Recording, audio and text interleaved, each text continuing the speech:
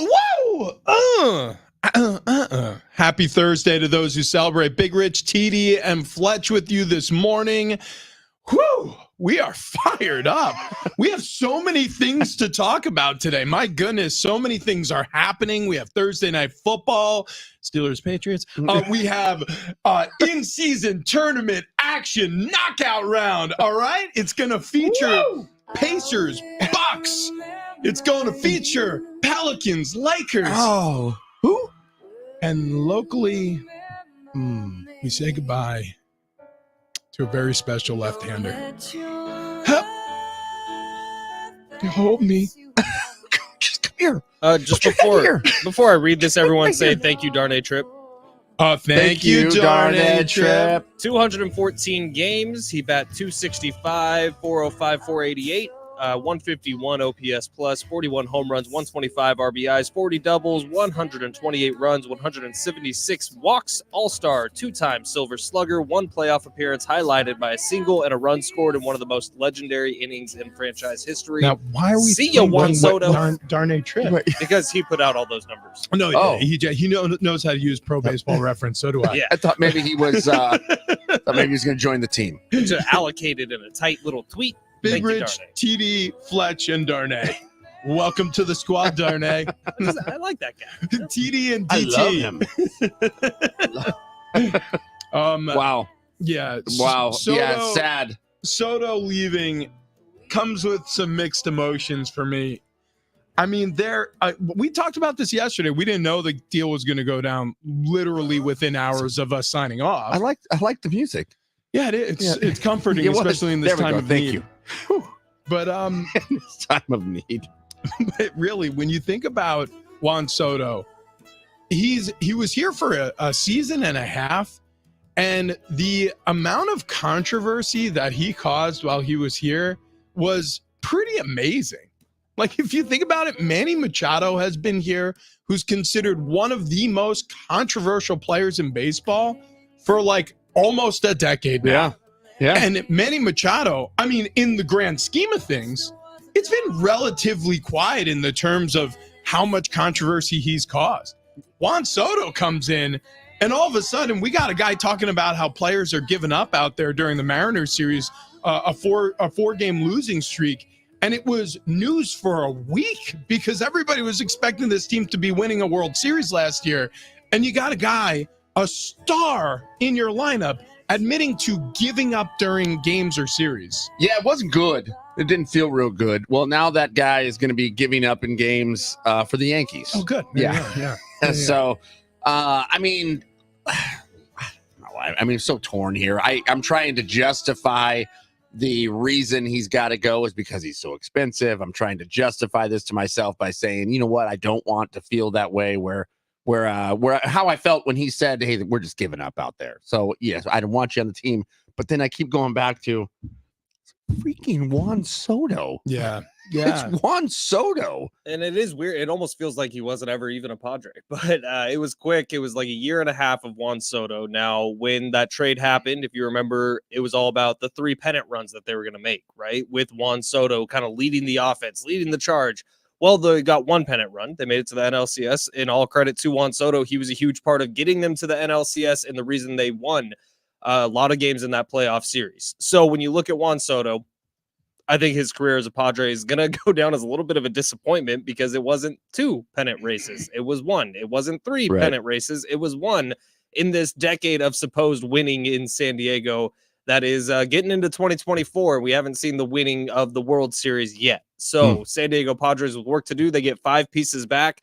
Trent Grisham added in with that Juan Soto trade, which I think that's a bonus.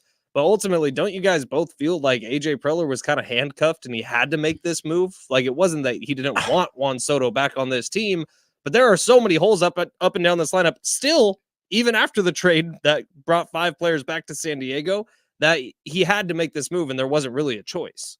Yeah, I mean, it does feel that way. Yeah, you were kind of backed into a corner. There's needs that need to be met here for the Padres, and you needed to make up some room in the payroll. I get it all. It's just that's not what I was promised.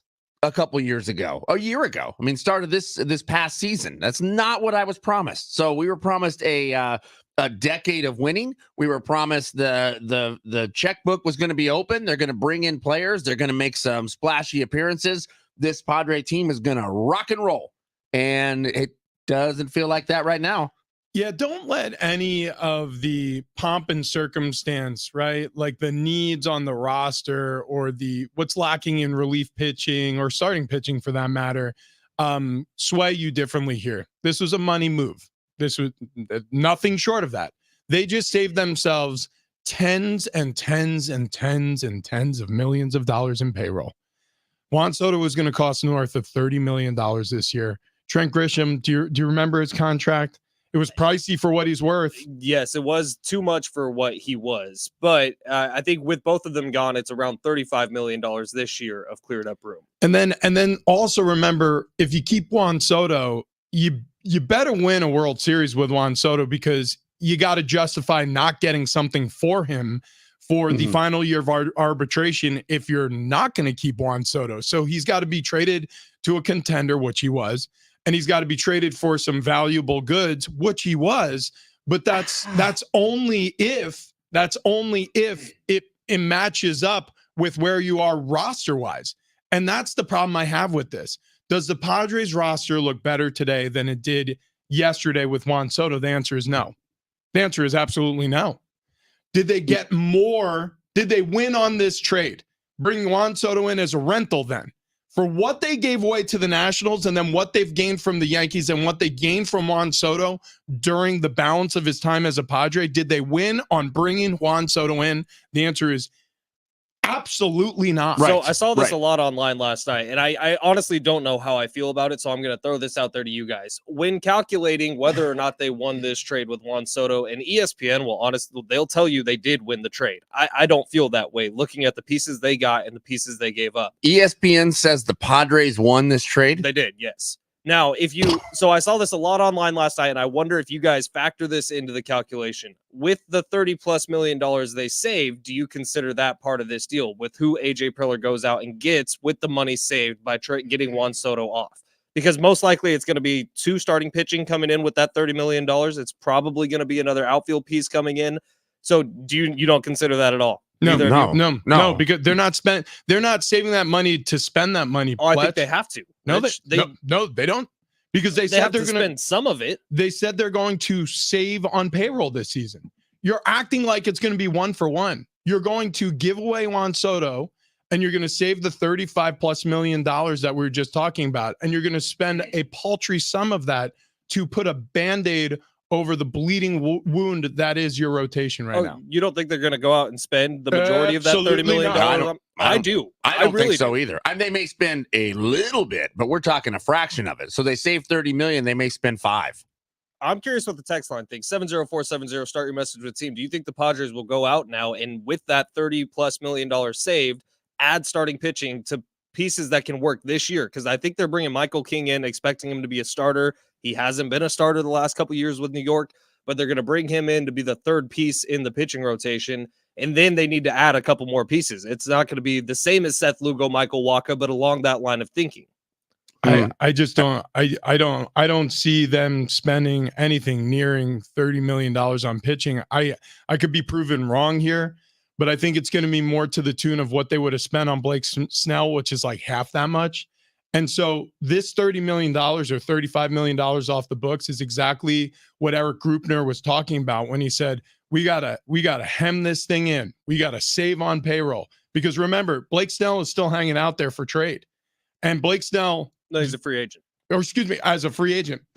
So if you think about it, they're saving in 2023, he made 16 mil. So they're saving $16 million by not having him on the books this season so they can replace that salary with maybe 2 starting pitchers on an annual basis. Maybe they go a little higher than that. Maybe they spend $20 million, but I don't see them replacing so that $16 million plus an additional $35 million in payroll. There's no way. No. So what would be the point? So to the starting rotation right now, Joe Musgrove is going to make $20 million next year. Yu Darvish is going to make $16 million next year, which that contract is starting to look worse and worse. Michael King is going to come in and make $2.6 million, and then That's it. That's your starting pitching right now. So the couple pieces else you got back from the Yankees, we don't know if they're big league ready yet. And then you look at the infielders, Xander Bogaerts, 25 mil, Manny Machado, 13 mil, Hassan Kim, 8 mil, Jake Cronenworth, 7 mil. That contract's looking bad. Outfielders, Fernando's making 11. No one else is making over 1. So what was you laid that out? If the Padres are trying to save money, after you laid out that scenario, what part of it makes you feel like they're going to spend that $30 million that they're saving? They don't have a choice. They're committed to winning this year, which I still believe they are because of the money that they already have all in on this season. I think that they have to spend a lion's share of that $30 million on bringing in at least 2 more starting pitchers. I don't think they have a choice. They're backed into this now. I just look at this whole situation as a complete failure, because if you bring in Juan Soto initially and your thought process is we're going to go on 3 playoff runs with Juan Soto, right? Like that's why you're willing to trade away stars, CJ Abrams, Mackenzie Gore, right? They were part of this deal to get Soto to San Diego. And what you have to show for it is an NLCS run, which was exciting and fantastic. And like you mentioned, Ben, he had a lot to do with that. And an 82-win season, and then you trade him for some parts that, like, maybe they work out in Padres uniforms. So I'll tell you guys, I'll be completely honest. Last night sitting there, I didn't consider for a second that $30 million wouldn't get spent. And now that you are enlightening me that it might not get spent, and if that actually does happen, then the Padres have shown they've given up on 2024. Well, just I mean, look, I'm not saying you have to take in the whole picture, right? I'm not saying that you aren't, but I think a lot of people are short-sighted when they see trades made and they go, oh, well, now they have money to spend. No. Not when your ownership group, your acting CEO, and everybody around baseball is saying the Padres' intentions are to trade Soto and save money. So if you put it's the associative property. If you put 1 and 1 together, it makes 2. So trade Soto, that was a priority. Correct. Save money, that's a priority. Correct. So it means that you are not going to be making up that $35 million in payroll. You traded him and Trent Grisham away to get the money off the books, because clearly the Padres are behind the 8 ball in terms of debts owed, or maybe from a business model standpoint, their plan was to go on multiple playoff runs here, to have incredible amounts of revenue pouring in as a result of that, and they missed that boat, so they've got to get cheaper quicker. Yeah, no, absolutely correct. And when in this trade where they tried to save some money, they also tried to fill some holes. They're just not Juan Soto caliber players that you're bringing over. Well, I mean, it's one player they got back that's going to impact on 2024. I'm not saying that they're not a great player. I'm just saying if you're trading Juan Soto, I mean, you better get the farm, and you didn't get that. You're absolutely right, TD. And who knows if Trent Grisham wasn't included in that, if they would have gotten a little better pieces. But I know the one prospect they got is like number 99 in all of baseball. Trent Grisham hurts the deal. Trent Grisham does absolutely hurt the deal. It really does. So text line already blowing up on this one, but 913, the Soto trade is a shilt show. 408. 408 sides with me. It says they have to spend the money they saved from the Soto trade. If they don't, then it just shows San Diego that they don't care to win. They're in a dangerous situation right now with that 30 mil burning a hole in their pocket. But they okay. So again, Texer, I agree with you. That is exactly what it shows you. But what would any of what you've heard over the past months would encourage you to believe anything different? So again, I'll lay it out. Trade Soto, top priority. Save money, top priority. They've lowered season ticket prices, right? Or no, I'm thinking of the Aztecs. They've raised ticket prices for season ticket holders, right? They need money. This is what ownership groups do when they need money.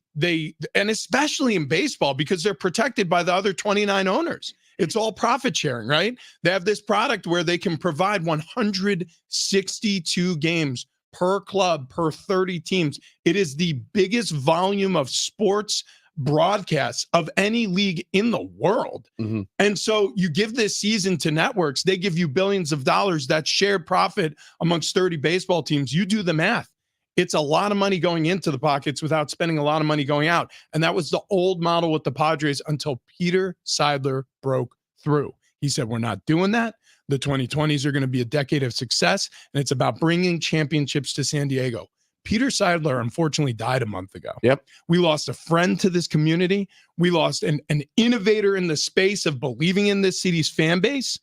And as a result, who we're left with are people who don't share that vision. They're people who share ultimately the vision of business, which is how can we make the highest projected revenues? Because that's what business people do. And I don't blame them for that, because that's the whole purpose of being a business, is to make money. And so their goal, they've taken their eye off of Peter's goal, which was what's best for the fan base. And they put their eye directly back on what's best for business. And it's not to have a highly paid athlete, even a generational talent like Juan Soto on your roster. So trying to look down the road a little bit here, if this money doesn't get spent, this $30 million, I know I'm hung up on it, and I'll tell you why. It's that this is AJ Preller's last shot at this. If he doesn't get it right this time, he's not going to be the general manager of the Padres moving forward. And you just said it, Rich. Peter Seidler, who was AJ Preller's biggest believer, and we've heard him talk about AJ's excellence. Well, Peter Seidler's gone now. The people making the decisions on AJ Preller's future are now the business people you're talking about. AJ Preller is going to fight to spend that $30 million because he needs to fight to save his job. Fletch. No. Fletch. No, you're wrong. Maybe they How am I wrong? Maybe they don't want him. What? So what does an ownership group do to a general manager who they want out? They say, hey, go make chicken salad out of chicken scratch, bud. Make us look good with the money we give you to spend on this roster. Here's the other part. After a decade of Peter believing in you, like you were the truth, like you were the goods, like you were greatness embodied. That's the reason why this is happening, in my opinion, is because Peter's gone. So your biggest advocate in the building was Peter. If you're AJ Preller, maybe the rest of the group is like, hey, he was a dick to us. We're allowed to say that. We're allowed to say that. I don't think you can say that. Yeah, you can say that. It's on the edge. This is making me feel not Listen, good. I actually feel differently on this. I think it's more on the business side. Not, hey, go make chicken salad out of chicken scratch. It's we need to turn a profit because we're a business. So I don't care. I don't care what the team does. As long as that bottom line says we're making money, we're good. It doesn't matter what the team is. Just sell tickets, sell jerseys. Go for it. So you get the bottom line down so low that you sell enough tickets and you still make money. Who cares if you're running it as a business? You're just trying to make money. You got to remember where this team left off last season. There are axes to grind in that front office. There are blood vendettas that are being sowed right now. There are people who legitimately have enemies inside that building who work down the hall, right? That is what happens Civil War. Civil War. That's the way Kevin Acee described it in that breaking report of the discord in the Padres organization. When you have that kind of culture, there's going to be backstabbing. There's going to be efforts to push people out of the organization. And I think they're going to hamstring AJ Preller, and they're going to ask him to do a lot with a little for the first time in 5 years.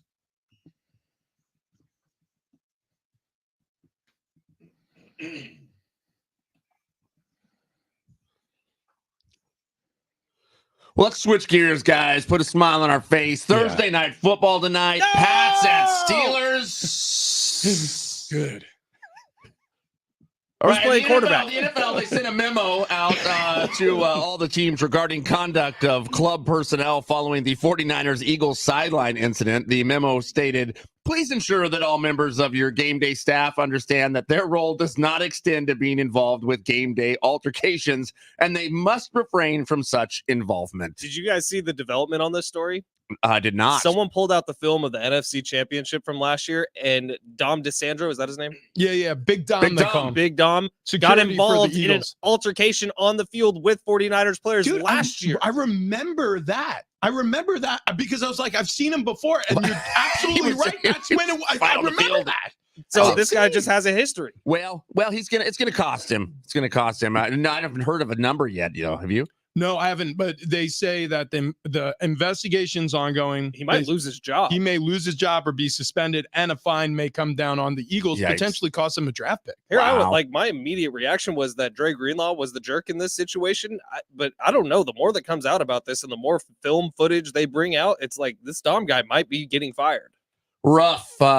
In the NBA, Clippers, they down the Nuggets 111-102. Warriors sneak by the Trailblazers 110-106. The Mavs scored a few points against the Jazz 147-97. What's the final there? Wow, that is Good quite a game. few. It's a good game. That is quite a few It's points. quite a few points. Okay. Do we jump into a monologue right away? I guess we have time for 3 quick ones. Mine will be quick. Okay. Mine will be You quick. lead us off. Yeah, because we do our morning monologues every day. and look, now. because this is the Juan Soto trade here that we've been talking about. Say how I feel about it, and it may be a little too soon. Maybe the wounds are still a little too fresh here, but it honestly feels like Dad passed away. Big brother found the pink slip to Dad's '67 vet that's sitting out in the garage. He went and sold that vet for $2,500 to make some room in the garage, got rid of the gas guzzler, and now there's room for storage. And I'm sitting here going, wait, but that was Dad's vet. That was Dad's vet that you just pawned off. Come on, buddy. What are we doing getting rid of all the high horsepower here? I understand we're trying to make room. I understand we're trying to make some money, but you're taking away the fun. It's killing me. This is going to be the quickest monologue you've ever heard. Okay. The Padres were 4 games over 500 in the career of Juan Soto with the San Diego Padres. I think that we're going to look back on this and realize this was the right move. I really do. And I do think that $30 million gets spent. There's going to be 2 starting pitchers that come in. I think A.J. Preller has done this before. We remember James Shields. He was a great pitcher, right? Well, he wasn't after the fact, and they got Fernando Tatis Jr. I'm not saying anyone they just got from the Yankees is a Fernando Tatis Jr. level talent, but I'm saying Preller has done this before, and for all the crap I talk about that guy, he's really good at finding talent where not everybody's looking. I hope you're right. I hope you're right. I pray you're right. I'm not as optimistic. We're all choosing the Padres as our monologue this morning, and I'm going to make a comparison. Everybody is looking at the New York Jets as a laughing stock, right? Because of leaks. All of a sudden, you have this report that Zach Wilson is reluctant to be a starter after getting benched for Tim Boyle, and then that was a disaster. So now he's being thrust into action again, and all of a sudden, these reports come out to assassinate his character. Well, that's what bad organizations do, right? We hear about the discord. The Padres are back to this. This whole end of last season, this whole offseason, all we've heard about is discord. Peter Seidler, I think, was the thumping heart of any chance that this franchise had. And with him passing, I am looking at this in a bleak understanding of what it was before he took over. Mm-hmm. And it sickens me. It makes my stomach hurt. As I'm saying this, my stomach is turning over. I have those nervous butterflies, but it feels like we've returned back to the Stone Age of when the Padres got as cheap as they could and they sold off parts and they tried to make chicken salad out of chicken scratch, like I mentioned earlier. And it's unsettling to say the very least, because with Peter Seidler, every offseason, the reason why A.J. Preller looked like such a genius is because he had an unlimited checkbook and he had somebody signing those checks for him. So I don't know. It's a brave new world. And I hope you're right, Fletch. I'm not nearly as optimistic.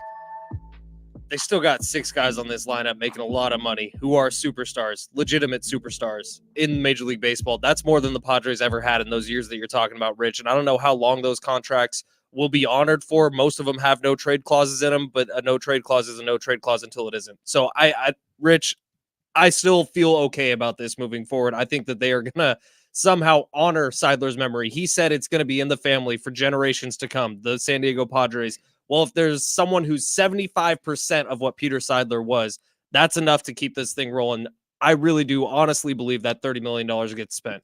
Well, I really do. Yeah, I hope as well. I mean, I beyond hope here. But as we run out of time here on this segment, we do ask for your support today. We need your help to feed local families this holiday season. Join our Day to Donate drive-through food drive. It's happening right now through 11 a.m. over at Vaughn's Murphy Canyon, right off the 15 and Arrow. Food Bank and Vaughn staff will be on hand to accept drive-through food donations.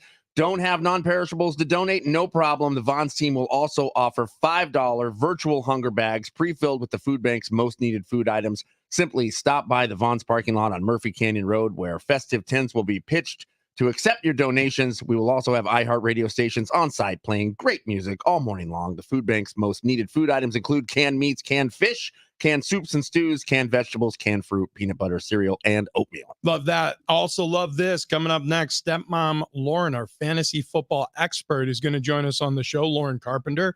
But first, I want to talk to you about the in-season basketball tournament going on in the NBA. I opened up my Underdog Fantasy app on Tuesday night when the Lakers dispatched of, who were they playing? The Suns. It was a down-to-the-wire finish. There was actually some excitement, knockout stage, right? Now the semifinals move to Vegas tonight. Pelicans, Lakers, Pacers, Bucks. Should be some excitement there. With the Underdog Fantasy app, you could put in a pick-em entry, just like I did on Tuesday night, where you select between 2 and 5 players and select whether they're going to go higher or lower on their stats, and then you can win up to 20 times your money. I put in a 5-player, $5 entry, and I was one Devin Booker shot away from making $100 on $5. It's completely legal in California. Tons of fun to play. Fantasy, but you can win real money. Okay, so build your dream team today. Go to their easy-to-use mobile app, underdogfantasy.com, and when you do, sign up with promo code XTRA. Your first deposit up to $10 or more will be doubled all the way up to $100. So if you put in $100, you're getting $200. You put in $50, they'll turn into $100. You know how math works. Plus, you'll get a special pick in your Pick'em lobby. Again, that's promo code XTRA. First deposit of $10 or more, doubled up to $100. Plus your special pick in the Pick'em lobby. Must be 18 plus, present in the state where Underdog Fantasy operates. Terms apply. Concern with your play. Call 1-800-GAMBLER or visit ncpgambling.org.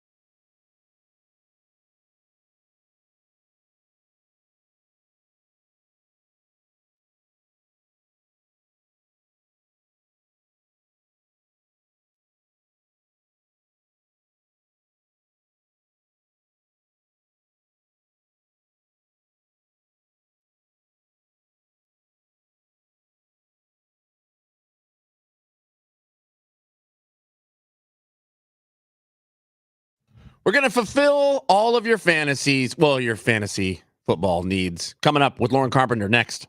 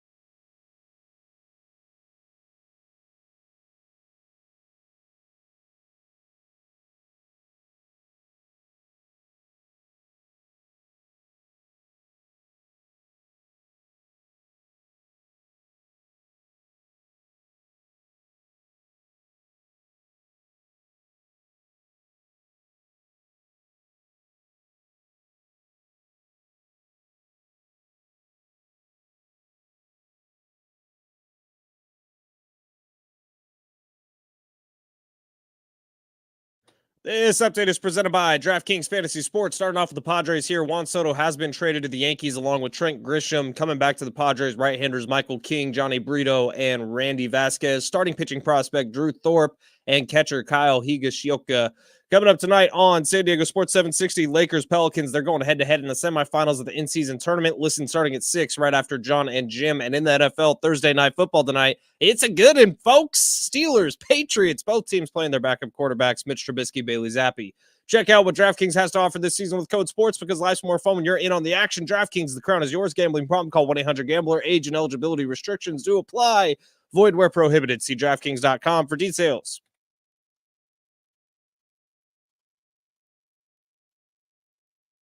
Big Rich and Fletch at San Diego Sports 760. We have some more SeaWorld tickets to give away today. SeaWorld San Diego's Christmas celebration happening now through January 7th. And also, we have a pair of tickets to Aztecs versus UC Irvine this Saturday night, Viejas Arena. Tickets are available at goaztecs.com. And also, we got a food drive going on. It's the day to donate over at Vaughn's Murphy Canyon, right off the 15 and Arrow. But if you can't make it to that Vaughn's, all Vaughn's and Albertsons all around San Diego County, you can stop by. You can donate a $5 hunger bag. It's easy. So, yeah, I mean, anything you can do. It's going now through 11 o'clock this morning. We need your support here. Yeah, it's a really awesome thing. We do 3 really cool things around this time of year: Warrior Foundation, this food drive, and coming up, the Rady Children's Give-a-thon. So it's just that time of the year where if you have a little extra room in the budget, a couple dollars you could spend to help some folks out around the San Diego County area, definitely spend it there. Okay, so every week we welcome on our fantasy expert, Stepmom Lauren Carpenter. You can find all of your information on fantasy football at stepmomlauren.com. Also, the All In Football podcast on the FTN YouTube channel, FTN Fantasy Show on SiriusXM every Saturday morning, 9 to 11 Eastern, 6 to 8 a.m. right here on the Pacific. But we also welcome her on. We also welcome her on our show weekly, and every week you're wearing something else on your head. You look like the Tiger King with this mullet you're rocking. Thank you for recognizing how amazing this is. What's the special occasion? Why? Just why? What's going on? So for anyone who is not watching, I'm wearing just a rockin' an 80s mullet at the moment. I have a redneck Christmas party I'm hosting on Saturday. Good. This is I think smart. this is Weird. appropriate. I had to It's- test it out, and I wanted to see, the reaction. And so Uh, far, it was speechless and laughing, and that's what I'm going for. Nailing it. Redneck Christmas party sounds like every Christmas at my house. Yeah. And mine too. So I thought, let's lean into it. Yeah. Hey, so like, I mean, how many bathrobes are going to be involved in the attire at this Christmas party? I'm not sure, actually. Bathrobe did not pop into my head. I'm wondering how many overalls, unhooked Right. one strap with no Yep. shirt Yep. is going to happen. That's going to be super fun. You know what else is strong? So Lauren? many wonderful things, Just a including tight spam white. and bologna. Oh my gosh! gosh, What? You're Yeah, having actually, ham I'm and doing bologna? fried spam with caramelized pineapple skewers. I had to throw spam in there. That sounds pretty good. I mean, To be honest with you, delicious. can't bother me with Yeah, an that's- amazing time. Oh My mind that at outfit would all. 100% be Uncle Eddie from Christmas Vacation. That's where Yeah, my the brain robe. immediately went. I'd Yeah, be you know, wearing the hat with the earmuffs. I'd be wearing the robe. I would have a Coors Yellow Belly in my hand, and I'd be screaming No, out it's the- "Esser's full" every 5 it's minutes. the tight white tank top, which Yeah. I don't know what you're allowed to call them anymore. they're stained. Yeah, they're stained. You know the type. Yeah, exactly. So All right. Well, listen, that you are actually living in a fantasy world this evening with your redneck Christmas party. But aside from that, what would you say is the prevailing wisdom that you could give most of our listeners as we are hurtling toward playoffs? It's usually in most leagues the final week of the regular season before you start getting into quarterfinal action. Maybe if you only have a four-team playoff, maybe you have a couple more weeks to sneak into the bracket. What would be your pre-playoff advice to our fantasy users? Yeah, I'm really glad you brought this up, because this is what I wanted to go with on the show this morning is you just don't be cute. All right. So that's really where I am going to lean in on this. All right. You want to rely on your studs and don't be too cute. Now, there's a big problem with this, because not only do we have two teams on a bye, again, thank you, NFL, but we have the Arizona Cardinals and the Washington Commanders. Those guys are out. I mean, that's okay, because what kind of fantasy relevant players do we have on there besides like Sam Howell and Curtis Samuel? But we have a ton of injuries. We have a ton of injuries. On top of that, we have bad weather. Like, this is a really crappy weekend for football, and it's a crappy weekend for fantasy football. So don't be too cute. Rely on your studs and keep an eye on those injuries. There are questionable tags going through the roof. Now, the biggest concern that I have is with Derrick Henry. I don't know if anyone has seen it yet, but the hit that he took to his dome was pretty significant. I'm not really quite sure if this hat is any better than my mullet, because yeah, I was gonna bring it up. If you switch to a it is a drinks little well redneck. See, drinks well with others hat. Oh my It's gosh. a trucker Yeah. hat. Yeah, I love how Rich says, he's like, do you need glasses? I mean, don't be in denial. I wear contact lenses, but there was no chance I was reading that, because we got you in the left-hand corner on our screen here. Yeah. Look at that. That's fantastic. I know. I'm yeah. pretty I was awesome, gonna what ask can I say? where you bought it. Actually, funny story about that. It was an elephant gift, a white elephant gift at one of my bars, like my local bar I go to. This is still not sounding good, but I got it and I loved it. So this was a white elephant gift from Steve Ettman, like the Steve Ettman, the first overall draft pick in 1992. Yeah, he's a friend of mine, and this was his white elephant gift. He's like, Lauren, grab that one. I'm like, yeah. You know, I tried to like hide the hat. Saloon we frequent. At the watering hole. Yeah, at the local watering hole. And this lady, I was gonna call her a bad name. She's actually super nice. She took my gift. I have never been to a white elephant gift. I didn't know how this worked. Wow. I shamed her for like 3 weeks. Every time I saw her, I was like, nice hat. Because she wasn't wearing the hat. And I was so mad. And I tried to find it. I could only find it on Etsy. It was like $50. I'm like, I'm not spending $50 on this stupid hat when she's got it. And then like 3 weeks later, my friend came over and she's like, oh, here, Lauren wants this more than I do. This is just sitting in my closet. So she gave it to me because I'm mean. So you mentioned you were concerned about Derrick Henry. Yes, let's go back to Derrick Henry. So obviously bad hit to the head. Thank you, Fletch. Bad hit to the head. And this matchup is bad. All right. This matchup is really bad against the Dolphins. And one of the trends we've seen with Derrick Henry is December Derrick, right? He just comes out full swing, and we've seen that starting to happen this season. However, the problem is when the Titans are down by a significant amount, they do not use Derrick Henry, and he is not nearly as involved in the passing game as Tyjae Spears is. So if there's any person that I'm going to rely, not any, but if I'm going to have to rely on Derrick Henry or Tyjae Spears, I'm actually leaning Tyjae Spears in this, which is not cool. For that Monday night game, there's still the questionable tag. It is not fun. Just keep an eye on injuries. Keep an eye on your stuff. Keep an eye on those matchups. Keep an eye on the weather. And really just start doing some research. Go with your gut. That's really all I have to say. If you are out of the playoffs, we have an excellent promo code. I'd put mine in there, but that's, not really the point of the show for Underdog. So I'll leave it to y'all to have your promo code on there. But there are other ways to still get involved and stay in the love of fantasy football. That's not necessarily your fantasy league. This has been a really weird year. So if you haven't made it in the playoffs, I get it. Go do some player props. It's super fun. It is super easy. Go do it. Throw out your promo code one more time for Underdog, because I use Underdog all the time. Oh yeah, XTRA. If you sign up $10 or more in your first deposit, you get $100. Wait, what's that? What does XTRA stand for? So this is a holdover from the former station. Mine makes sense. Mine is SML. Mine makes sense. Yours does not. That does. Stepmom Lauren does make sense. It definitely does. Yeah, it does. It's just SML. Like, it's easy. You like how I stuck that in there, everybody? Yeah, I was gonna say. Lauren, I don't know if you've ever heard of Prize Picks, but that's a promo code Fletch on Prize Picks. Oh my gosh, you guys should fight. Yeah, wow. Maybe or make out. Yeah.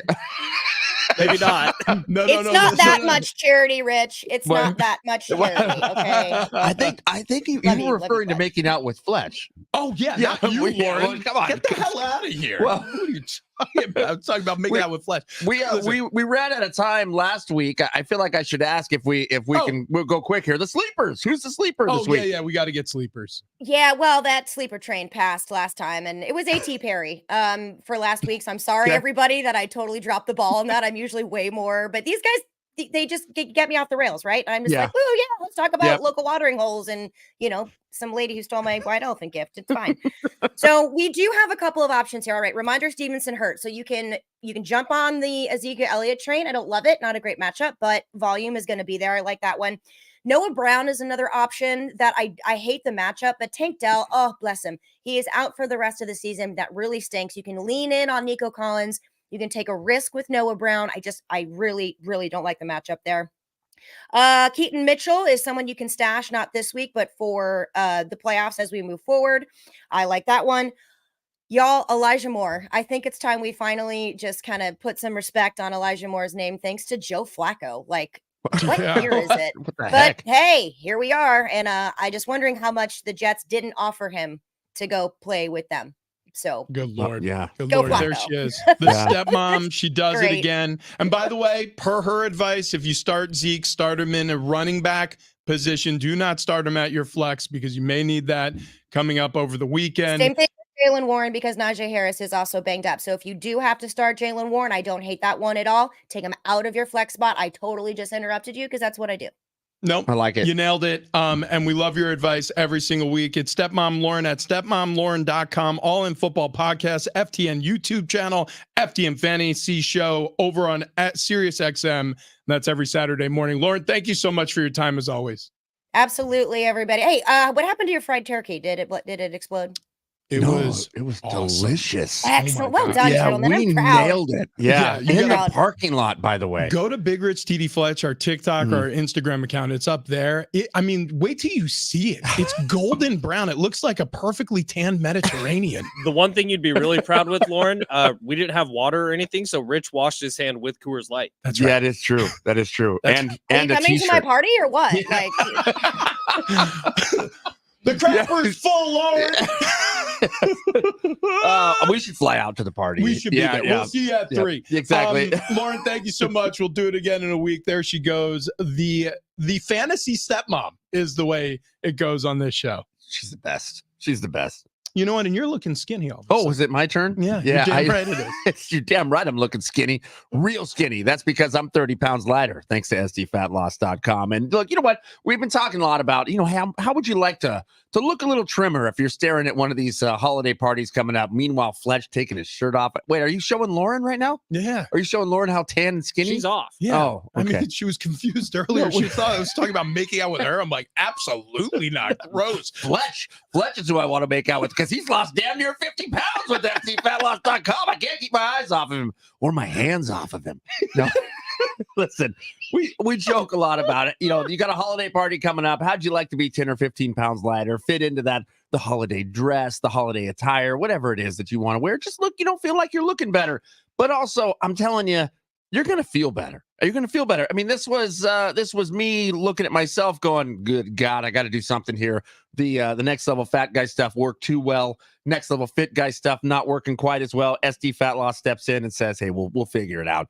Not only was I getting trimmer, changing the pant sizes, buying new belts, but I honestly, I felt better. I felt better. I could move around more when I was more alert.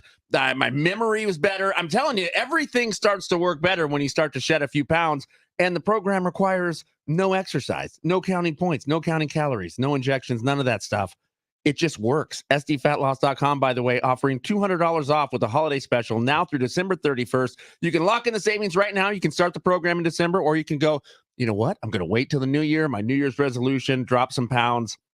SDFatLoss.com will give you $200 off. Schedule your free consultation right now. SDFatLoss.com. All right, coming up next, can you manufacture playoff atmosphere during the regular season? We'll explain how. You just have to make the stakes high enough.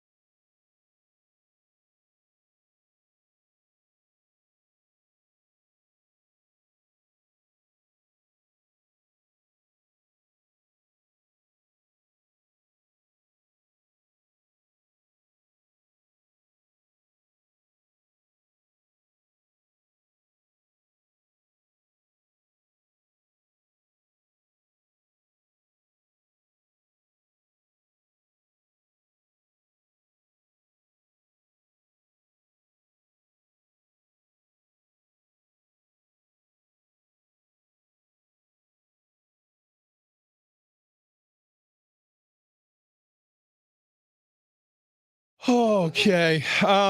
Help some local families in need this holiday season. You could join our Day to Donate drive-through food drive. That's over at Vaughn's right here on Murphy Canyon Road. Also, there's going to be other Vaughn's. Is it all Vaughn's around the San Diego County region? It here? is all Vaughn's and Albertsons supermarket in San Diego County. They'll be collecting donations of $5 hunger bags for the food bank this holiday season, or you can donate those non-perishable food items in the food bank's red food drive barrels. Thursday night football tonight. It's a tough one to even want to talk about, but we've got Steelers and Patriots. So that makes way for a lot of people to check in the NBA. So if you're really bored by the nonsense that may happen on the field between Mitchell Trubisky and Bailey Zappi tonight. By the way, every one of these bad primetime games that we've gone, my God, they've been good. They have been good. Actually, that is a really good point. We just had one on Monday Night Football. But you look at the matchup, and it probably won't be good. Right. Counter programming NBA knockout stage in Vegas tonight. The semifinals feature the Pacers against the Bucks, Pelicans, Lakers. Here's the thing about the in-season tournament. Up until the knockout stage, it made zero sense, and now it makes perfect sense. And here's the reason why, and I'm curious if you guys believe in this theory. I theorize that Adam Silver has gathered up the superstars of this league. And maybe he did this individually in the offseason during, the Vegas Summer League. Maybe he did this on phone calls with these guys, or making sure to get to select market games to have a little FaceTime with I'm talking about the Giannis's, the LeBrons, the Durants, the Currys, and have one-on-one conversations and say, look, I get it. I know you guys are going to have to take some rest. You can't do it during group stage games. You can't do it during knockout stage games. You can't do it if we get you into the semifinals or the finals in Vegas. And then after that, you can take as much rest as you want. If you want to manage your load, if we want to go load management for a month, as long as you guys show out during this tournament and you make the NBA look really good and make us a lot of money, then we're good. Do I think this conversation happened?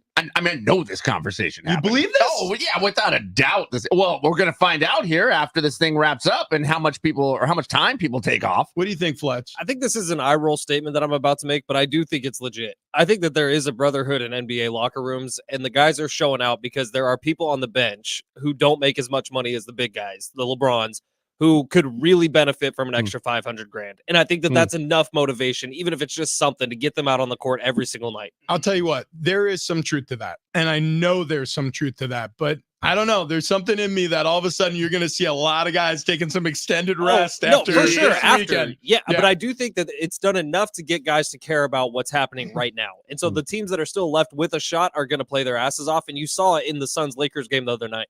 All right. They should just surprise us and be like, all right, so the final round is actually not basketball. It's Squid Games. Down. Okay. Coming up next. I'm just saying, by the way. Great idea, TD. All right. Coming up next, we will get back into the Juan Soto trade, what it means for Padres' future. Also, there's a college football coach who had a red carpet outside his office and a do not enter sign. Who was it? You'll find out on the other side.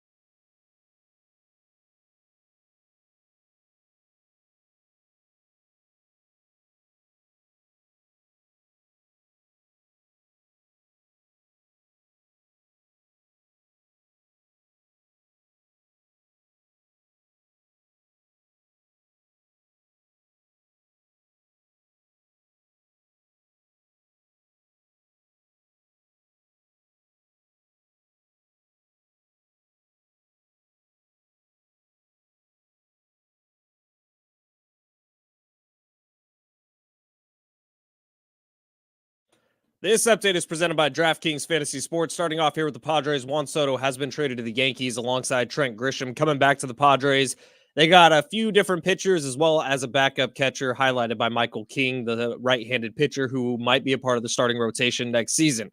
Coming up tonight right here on San Diego Sports 760, we got play in our semifinals of the in-season tournament, Lakers-Pelicans at 6 o'clock. Listen to John and Jim. Then keep it tuned here. 6 o'clock tip-off between the Lakers and the Pelicans. In the NFL, Thursday Night Football tonight, it's going to be Steelers and Patriots, but it's not going to be Big Ben and Tom Brady. It's going to be Mitch Trubisky and Bailey Zappi. Check out what DraftKings has to offer this season with code SPORTS because life's more fun when you're in on the action. DraftKings, the crown is yours. Gambling problem? Call 1-800-GAMBLER. Age and eligibility restrictions apply. Void where prohibited. See DraftKings.com for details.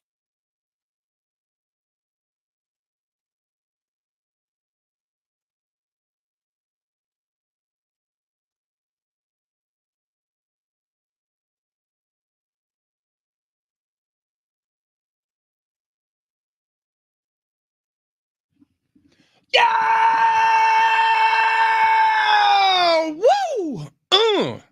Happy Thursday to those who celebrate. Big Rich, TD, and Fletch with you on a fine Thursday morning in America's finest city. You're listening to America's finest sports station, San Diego Sports 760. We are hurtling toward one of the worst Thursday night games in the history of Thursday night games.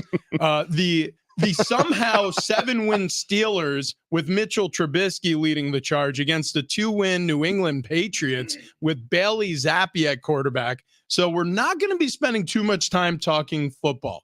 NBA in-season tournament, knockout stage, semifinals in Vegas tonight. We got Pacers Bucks. We got Lakers Pelicans. We'll see, we'll see what the reaction is. We'll see how these games are played. Really good indication that it'll be competitive based on the knockout stage games on Monday and Tuesday night, but we'll see. But the news that has really captured us in San Diego here this morning is the trading of Juan Soto. So Soto is no longer a Padre. He's a Yankee. At first blush, when you guys read that the trade was consummated and you started seeing what the Padres were going to get back for it, what was your knee-jerk reaction to this? This sucks. The end. I mean, it was such a slow burn. Like, came out at like noon yesterday that they were close and they had agreed on terms and everything. And then it wasn't until like after I went to bed that it was actually finalized because of all the medicals. There was trainers. It was like at 7:30. I was in bed at 7:30. But the trainers were like flying across the country to check on things. So the news I took at noon and I was like, well, about time. Like, we knew this was going to happen eventually, right? Because Juan Soto, it just didn't make mathematical sense to have him on the roster next year when you look at all the different holes that the Padres had. So at first glance, I was like, well, who do we get? Who came back to San Diego? And I was underwhelmed by the results. I really was. But AJ Preller surprised us before, I guess, with people he gets back in trades. And hopefully we get surprised this time too. Yeah, here was my reaction. This is what it looks like when a business is struggling. This is what happens. You save on the product and you hope to outperform profit, or I should say revenue projections from a year ago based on saving on the product. So you cut back on payroll. Yeah, exactly. Yeah. I mean, if you're selling and promoting, I don't know, a foot-long sandwich and you sell 9-inch sandwiches, you're going to make more money. Because you're saving on raw ingredients to make the bread that long. You're saving on raw ingredients to stick inside of your foot-long sandwiches. You should see a 25% increase. Exactly. Right there. If you are selling coffee and you're going with really exclusive, expensive beans and you're going with the highest priced roasters and each cup costs you $2 to make and you're selling them for $4.50, so you're making a $2.50 profit, but all of a sudden you go, geez, if we just cheapen the product a little bit, we can squeeze a couple more dollars on the back end. We don't have to lift the price of the end consumer cost and everybody goes home happy. Well, here's the issue here. Not only have they contracted payroll in the terms of the San Diego Padres by moving on from Juan Soto and trade, but they also increase season ticket prices. So if you're going to save on the coffee beans and you're going to charge me more per cup, you got to prove to me now that this is not going to be a drop-off in quality of product. And I am very anxiously awaiting the start of 2024 to see how they sell to me that this team is better without Juan Soto and with the players they've just acquired in trade. So I asked you guys in the first hour, when you look at this trade and you're doing the grading of it, and right now it's like you see the 5 players that came back for Juan Soto, and you're missing a future Hall of Famer in San Diego, as well as Trent Grisham, which he got thrown in. But there's not an equilibrium there because obviously what you gave up is less than what you're getting or more than what you're getting in return. But I asked you guys if you factor in the $30+ million, which it's going to be around 38 actually, because 33 is the projected number for Soto. Yeah. 5 is the projected number for Grisham. Correct. If you factor that money, if it's spent in with the deal and who they're going to spend it on as part of that trade for Soto. But and you both say no. That only works if they spend the money. I mean, I do think they will. I really do think they will. And here's why. Kevin Acee, our Padres insider, our best friend in the world, he said, well, they were at 256 last year. That number is locked in stone. That's where they were. They're mandated, not necessarily by Major League Baseball, but along with the rules in Major League Baseball to get that number down in the 200s or at 200, really, because of the luxury tax, because of the threshold that they've already been punished by and will continue to be punished by if they stay over it. Now, right now, after Soto leaves, after Grisham leaves, they're down around 154 coming into next season, meaning they have that room to play with. So if you're just coming down the 50 million down to 200 even, and now you're dropping even further down to 230. I'm on baseball reference right now. And right now, if they do nothing, it shows the payroll at 184.3. That was with Soto and Grisham. Negative. That is without them. Yeah, I'm seeing the number that you're looking at, and it is the projected total without including the pre-arbitration minor league contracts, player benefits, stuff like that. So it's 149 million and change. Before you add that other stuff in, it balloons up to 186 with that other stuff with the arbitration contract, with the pre-arbitration, arbitration, and then the player benefits that every team has to pay. But look. Essentially what you're saying, though, Ben, is you're excusing the fact that the Padres are just going to spend $50 million less. Like we should, oh, yeah, like that's normal. Like teams just all of a sudden decide to spend $50 million less. Well, if you don't want to get burst through the luxury tax, what I'm saying is they still have $50 million or so to play with this offseason. I think they're going to spend it. But you're looking at this the wrong way. Yes, you're right. And if they do, we're still $50+ million shy of the payroll from last year. That's the point I'm making to you. We said goodbye to Juan Soto and Blake Snell in free agency. We're not re-signing that Josh contract. Hader also. Josh Hader.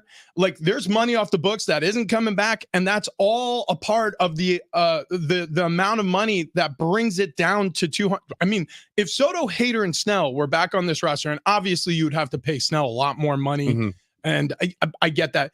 But my point is, you would have, and obviously you would have to pay Hader a lot more money, but you would have a number that more closely resembles what they had on payroll last year. Even if you made some other moves that saved you money elsewhere on the roster, if you could, it would be about the same. But we're just pretending like taking a $50 million haircut is normal practice. 20%, shaving 20% off. Which, I mean, and you're talking. I mean, if you're talking a business here and you're going, and I know you use the product reference here, Rich, like with Subway subs, but this is more like. Oh, I didn't say Subway subs. I said 12-inch sandwiches. Oh, I'm sorry. You're 12-inch sandwiches. If Subway wants us to say Subway, let us know. That is very true. I'll give you Dominic Giammacarena's email. Very true. To me, this feels more like McDonald's needed to save money somewhere, and the quickest place they could save it is they go, we need to get rid of 3 employees. Right, but that 256 isn't sustainable. Like, that's beating your head up against the wall of the luxury tax year after year. The only teams that do that are the Dodgers and the Yankees because they can afford to do that. We just don't live in that world here in San Diego. We did last year. I understand we did for 1 year. You can take the hits of 1 year of batting up against the luxury tax. You can't do that over time because that's affecting your drafts, not just your pockets. Well, and it already affected the Padres in the draft. Yesterday, they had a worse draft pick because of the fact that they were over that threshold. When Peter Seidler came and said this is going to be a decade of winning, and we don't mind opening up the checkbook, there was no talk of ... for 1 year and see how it works out. You're right. And I'm usually the one who's negative on the Padres. I can't believe I'm the one who's positive on the Padres right now, but there's still $50 million to play with. You still have Fernando Tatis Jr., Manny Machado, Xander Bogaerts, Joe Musgrove, Yu Darvish on this team for next year.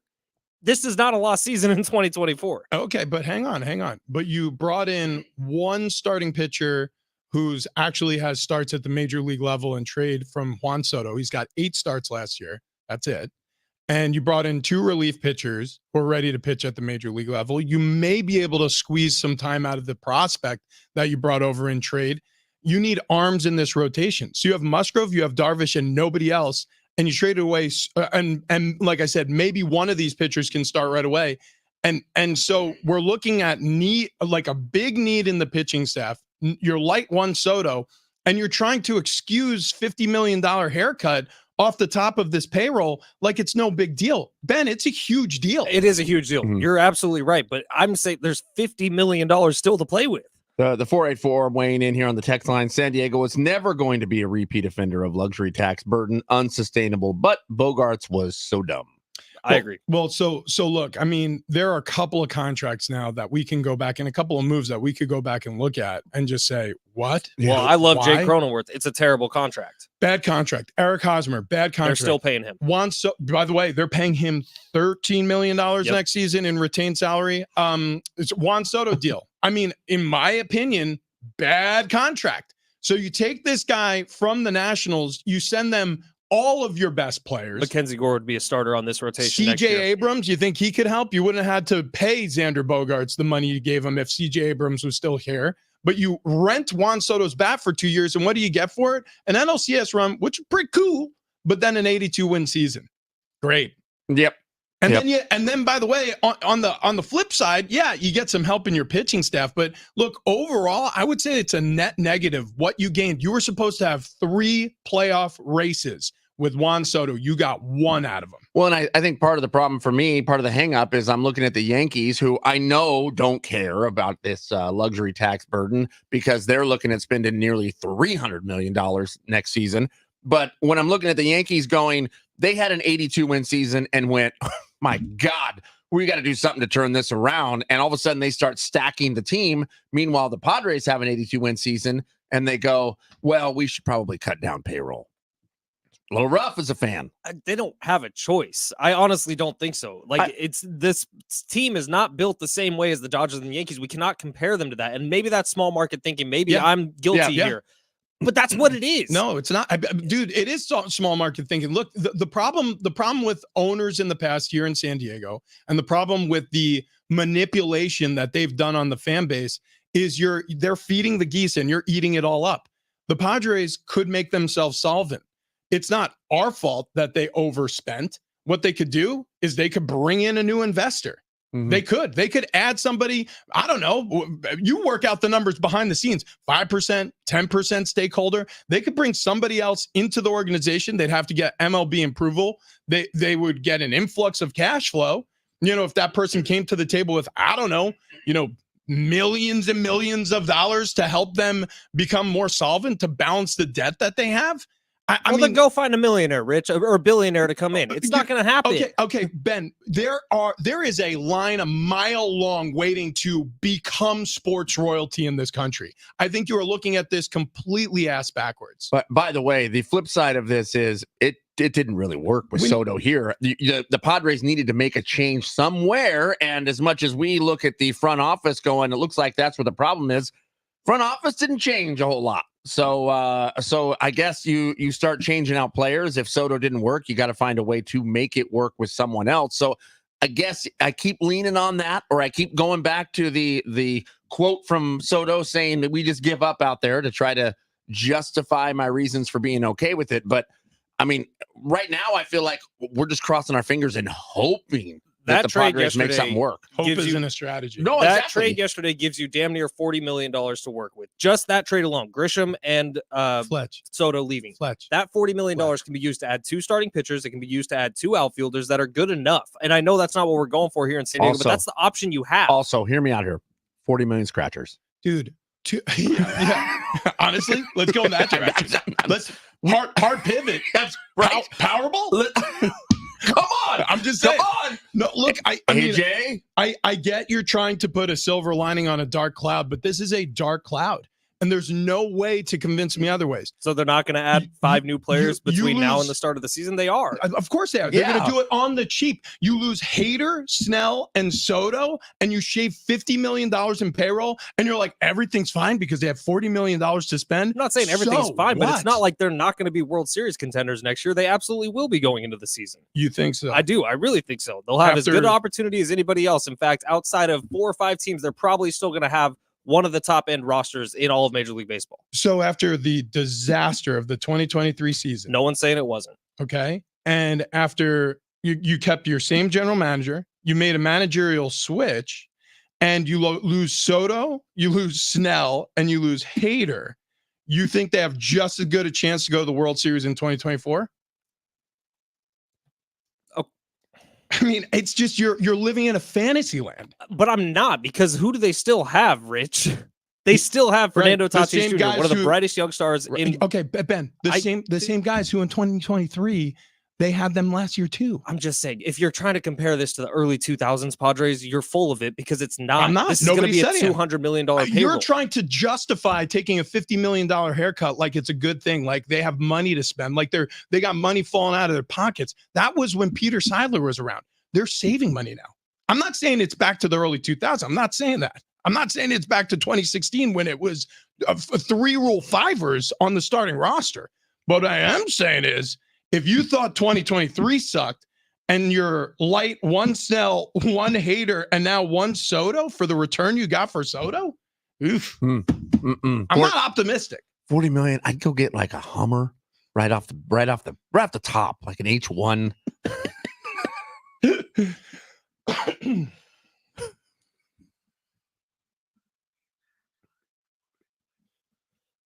Soto got traded and the world is falling. That's what we got. Tonight on San Diego Sports 760, Lakers Pelicans head-to-head in the semifinals of the in-season tournament. You can listen right here at 6 o'clock. John and Jim will lead you up to it. In the NFL, crappy game, which is why we're spending so much time on this depressing stuff. Thursday night football, it's going to be the Steelers and the Patriots. I wish it was Tom Brady and Big Ben Roethlisberger, but instead you get Mitch Trubisky and Bailey Zappi. This is the text line right now, Fletch. 484. Ben is smoking crack. 858. Please stop. It's the Padres. They'll never win a championship. Wow. Okay, how about this from the 619? Padres need to be able to develop anyone on a rookie scale roster and can't be paid mercenaries. Yeah, they haven't developed anybody in years. But that's for their own roster. That's part of the problem here, is they need to build a culture here. So they haven't had the homegrown talent. Oh boy. Oh my God. Oh my God. We're just gonna throw stuff out there. 619. Fletch is correct. Per Kevin Acey, they'll be spending this money. Blah blah blah. Rich TD, pay attention, guys. This information has been readily available for months. Yeah, I know. If we're just gonna attack, just throwing that out. Wow. 858 says, please stop with the Padres. They're never going to win a championship. Doesn't matter what they spend. It's the Padres. Can we talk about tonight's NFL game? How about this from the 913? Fletcher. That was when I took my shirt off. Thank you, 913. Appreciate that. Wow. This is awesome. Listen, it's wide open for anybody to weigh in. 70470. Start your message with team. If you think the Soto deal was good overall, I mean, from soup to nuts, trading what you traded to get him here, trading him away for what you got in return. If you're excited about the Padres shaving $50 million in payroll like Fletch is, okay, like can we stop? Because in the first hour, this is what it was. I said, do you factor in the fact that they're going to save $30+ million on this, and they're going to be able to spend it on new starting pitching and new outfielders? You guys said they're not going to spend that $40 million. Well, I just showed you that they are going to spend that $40 million. They're dropping 50 from last year. That doesn't mean they're not going to spend the remaining 50 they have coming into this year to make this team better. They're going to. It's so angry. It honestly, it's like I'm having a math argument with my 8-year-old dude. So you just sent away Juan Soto and Trent Grisham, right? Right, but you were acting like we're going into this season with the players they have now in minor league talent. That's not the case. They're going to add pieces. Slow down. So they just shaved $40 million right there, right, off of the payroll by sending Grisham and Soto to New York. Right. What they got in return only adds like a couple million of dollars of payroll to their current payroll. OK, so they just saved close to $40 million.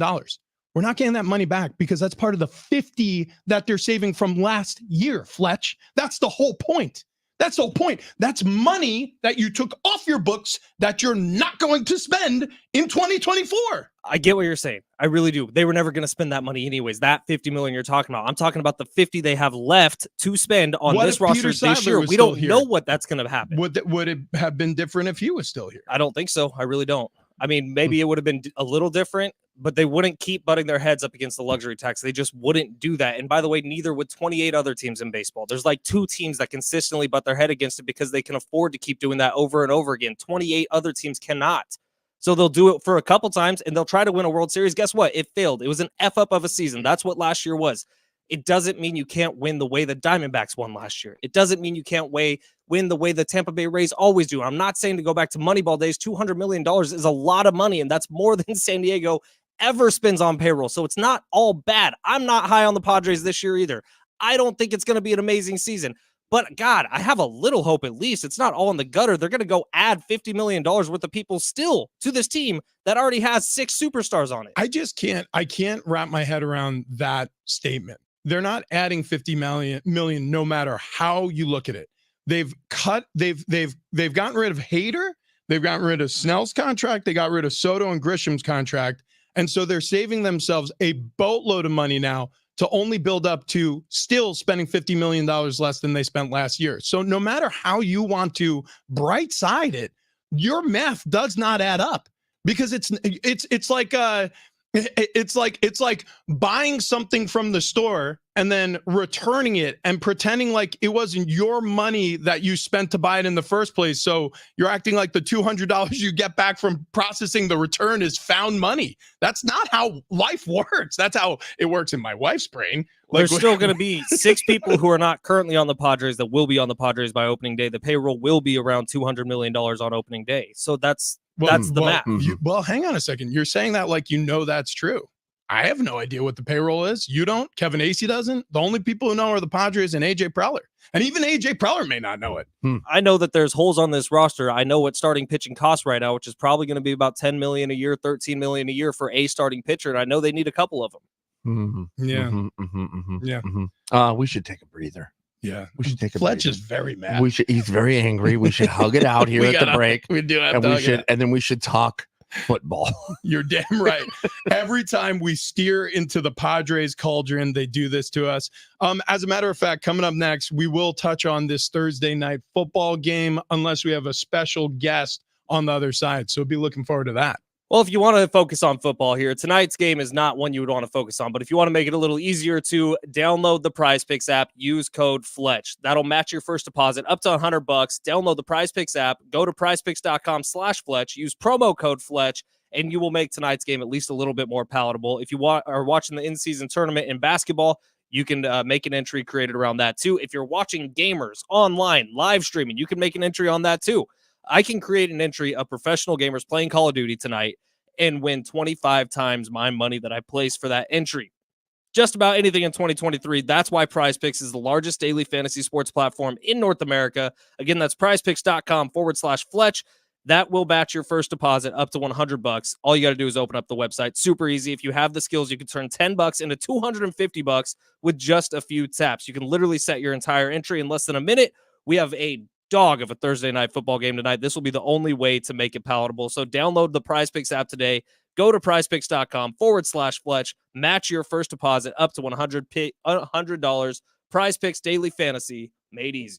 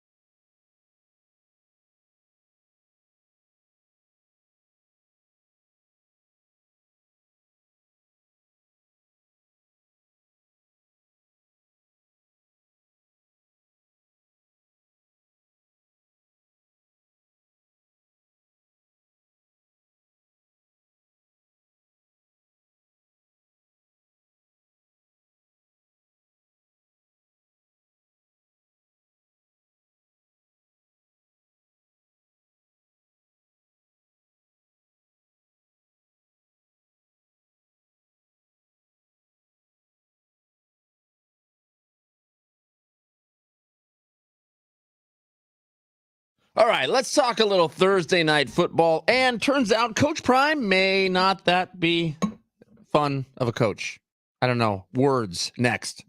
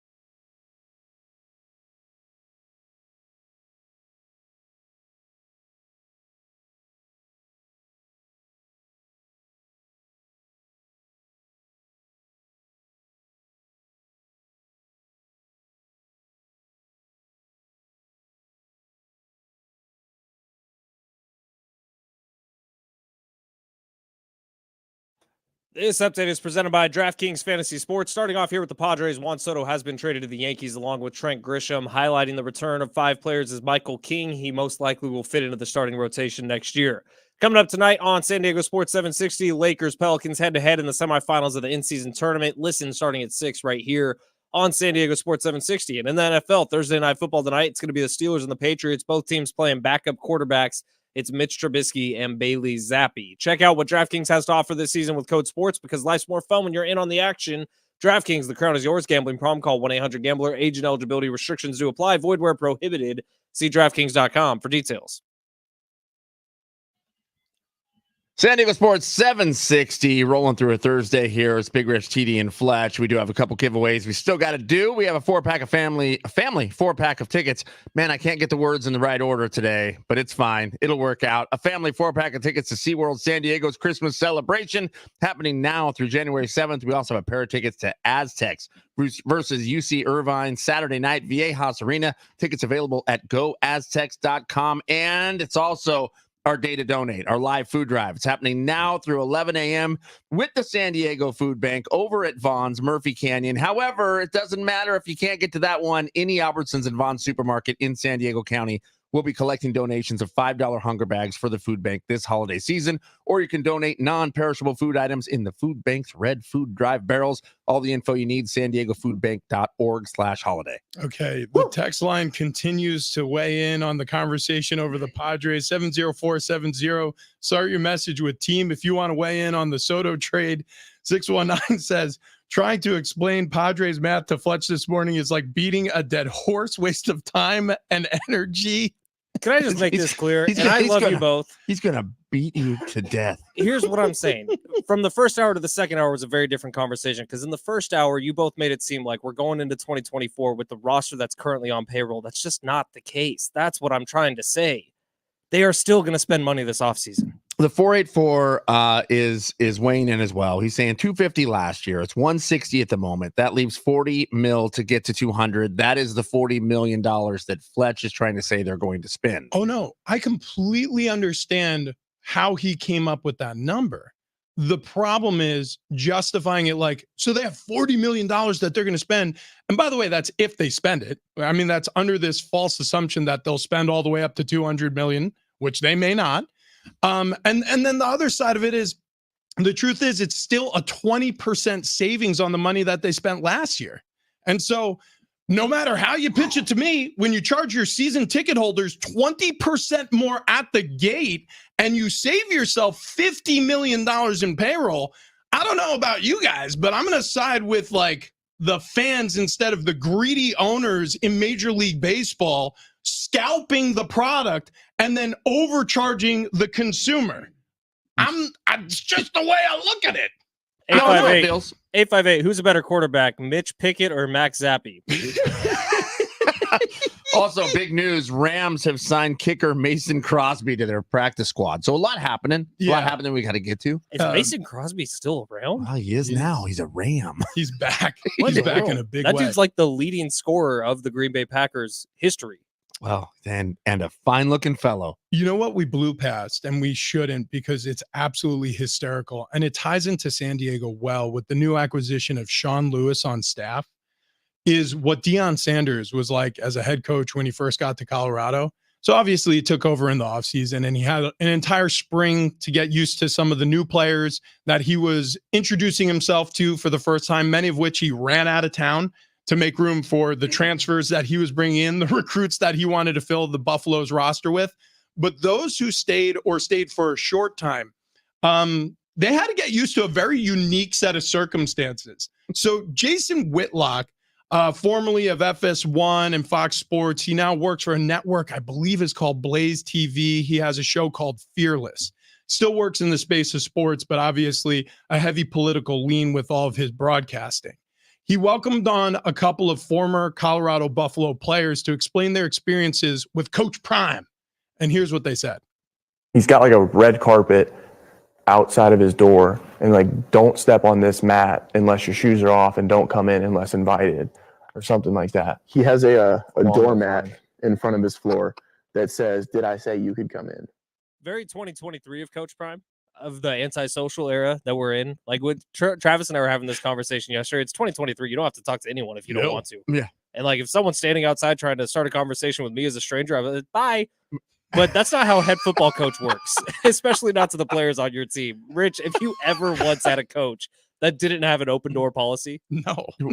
I mean, Joe Paterno, you kind of had to book an appointment, but I think there were other reasons outside of, I mean, he was like 78 when I first started playing there. Think about how Coach Prime represents himself in the media, how loving he is with all of his players, how they're like children to him, and some of them legitimately are children. This is a bad look. Is there any chance that the reason the sign went up was a little bit in jest because he has so many people that want to come up and talk to him and take a picture, and they take up his time with, you know, he's having to do handshakes and selfies all day long. So he's like, okay, here, just please go away. Yeah, I mean, maybe there's a little bit of that. Look, he is a celebrity, even more so than he is a head coach at the college football level. I mean, he is renowned for his boisterous media profile and this, you know, he has a different feeling to him than the rest of college football coaches. And that includes some of the Titans, Nick Saban, Jim Harbaugh now, who's risen to great power. You know, he just feels different. He's a bit of almost a cartoon character. I mean, he's just a little over the top. It's a little WWE there in college football. And that's what made it special. That's what made it exciting. That's what made people want to tune in, because you have this character that is the coach. And I mean, you have a freaking red carpet going to your office door. We should get a red carpet. TD, we need to get a red carpet in front of not our office. Fletch, back to your question. I mean, really and legitimately, when I first heard this, I laughed. It made me laugh because I believe in sense of humor above anything. Like, I honestly think that if you can't laugh at things, then you're missing the point of life. I mean, it's fine if it's a joke, but if it's not, then you're talking about a maniac. You're like legitimately talking about somebody who's like there is an which by the way, either way, I'm still laughing. yeah, I mean, it's just whether you're laughing at him or laughing with, if you're a part of the joke or if you're the butt of the joke. If he's the butt of the joke, then he is an insane narcissist of a level we have never seen in college football. And by the way, you're setting the bar pretty high. So I just went and found the name. And the reason that this soundbite and this story perked out to me is because, okay, well, if that's how former players feel, I wonder how people on his staff feel, other coaches. Well, Bill O'Boyle was at Colorado for a long time before Deion Sanders was there, and he was there for the Deion Sanders one-year era. Bill O'Boyle now with San Diego State, following Sean Lewis here. We should call them. I wonder how many coaches, because Deion put together a really good staff. I wonder how many of them are coming this way. Well, we already know there's a couple. I mean, So far. So I mean, we have 3 members of the Colorado Buffalo staff from last year, and one of them was a star player who are now on the coaching staff at San Diego State. So it's.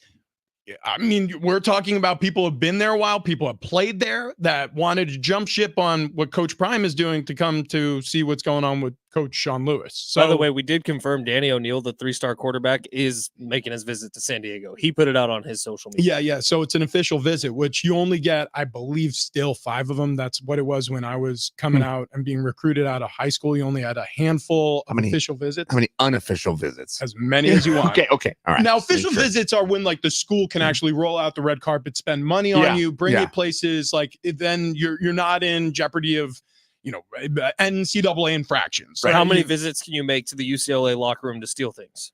Well, all you need is one. Yeah, you could get some pretty good watches. Beaumont High School, class of 97. BHS, BHS, BHS. BHS. Now, listen, we were just talking about my old playing days. I'm a lot lighter than my old playing days. I've lost a tremendous amount of weight with SDFatLoss.com. Wayne and Chloe, the weight loss team over there, incredible people, really, really great people. And I mean that not just because we're working with them. It's because like the personal touches that go along with this plan, you're going to be speaking directly to them. And it doesn't matter if you're Big Rich TD or Fletch, or if you're, John or Joe who just signed up for this, or Jane who just signed up for this, because trust me, a lot of women have signed up for this as well since we've been talking about this, because it works. So again, I can't mention the name. I checked in last night. He doesn't want any publicity on air, but I got a direct message from somebody who listens to the show every day, who was really excited to hear about our results with SD Fat Loss. He's already lost 30 pounds. That was his initial goal. He's lost it in the first 30 days. So now he's finishing up the first 60 days of the program. He has a new goal. He wants to lose 40 pounds. And so Fletch, he's down 40 pounds. I'm down 35 plus. TD's down 30 plus. It's magnificent, the results that we've seen as a show. We've lost a full adult human. We're somewhere nearing 120 pounds down as a show, which is insane to think about considering where we all started. I was up near my playing weight. Fletch said, I've never been fatter. TD. that's also true for me. I think we kind of started at a point where we were as fat as we ever felt we were in our entire lives. Correct. And now we're much skinnier as a result of SD Fat Loss. And if you're thinking like, oh, geez, the holiday season, tough time to start a diet. Nope, not true. Because you could be a skinny mini by the time you welcome your family into town. You could lose 20 pounds in 2 weeks like I did. It was insane. And they'll show you how you can still enjoy those holiday meals. You don't have to miss out on the holiday meals. That's a good point. You can still go ahead and enjoy. Not counting points. You're not taking weird shakes or only eating the meals they provide. You're eating real food the whole way. Save $200 now by signing up, and you can start the plan immediately here in December, or you could wait to the start of January. That's $200 savings right now during the holidays, just by simply going to sdfatloss.com. And when you call up Wayne and Chloe, tell them Big Rich, TD, and Fletch sent you.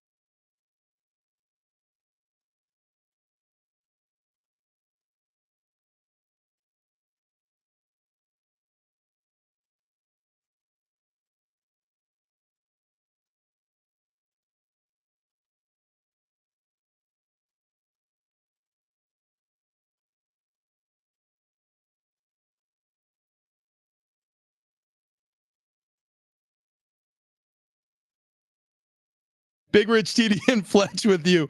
Man, I love what I do. I mean, I think we all do here on this show, and that's the reason why this works. But we have some of the most fun conversations on the air. And then, I mean, a lot of the things we talk about when the microphones go off, we can't really talk about on the air. There needs to be a separate podcast. There might have to be, like the show behind the show. But listen, there is what's great about what we're doing here is there's room for debate. And there's plenty of debate locally around what just happened with Juan Soto during his stint here, what we traded to get him here, what we got in return for trading him to New York.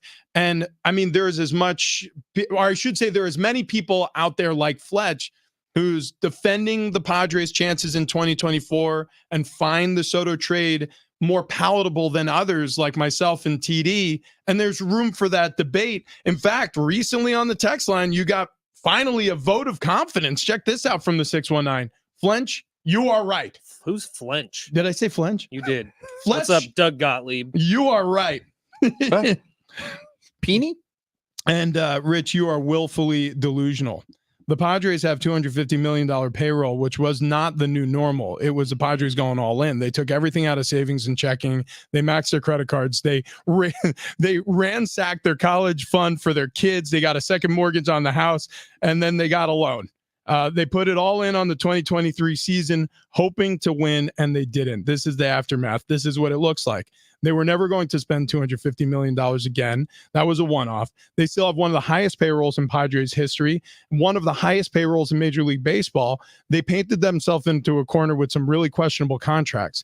That's what it looks like. So the Soto deal being palatable, I don't like it. It doesn't taste good, but it was necessary. I think that's the whole thing I'm trying to say. It's necessary if you want to go into 2024 with any sort of chance, because with Soto and without anyone that they're going to add between now and April, this team had no chance. If you're going to add pieces with the $40 million, or even if it's a portion of that, there are people out there you can bring in. Corbin Burns is one of them who could fit into the starting rotation very nicely. So all I'm saying is this team is not what it is in April. What we have on payroll right now in San Diego is not going to be what's on payroll in April.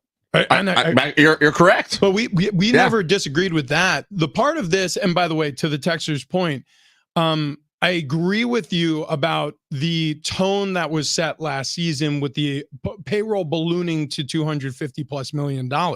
However, there's no way to spin it to me that shaving off $50 million in payroll, $56 million in payroll. And by the way, that's only if they spend $200 million this year in 2024. Mm-hmm. So maybe they spend less than that. Like, we don't know what they'll end up landing at, what number they'll end up landing at this offseason or into 2024. So there's that.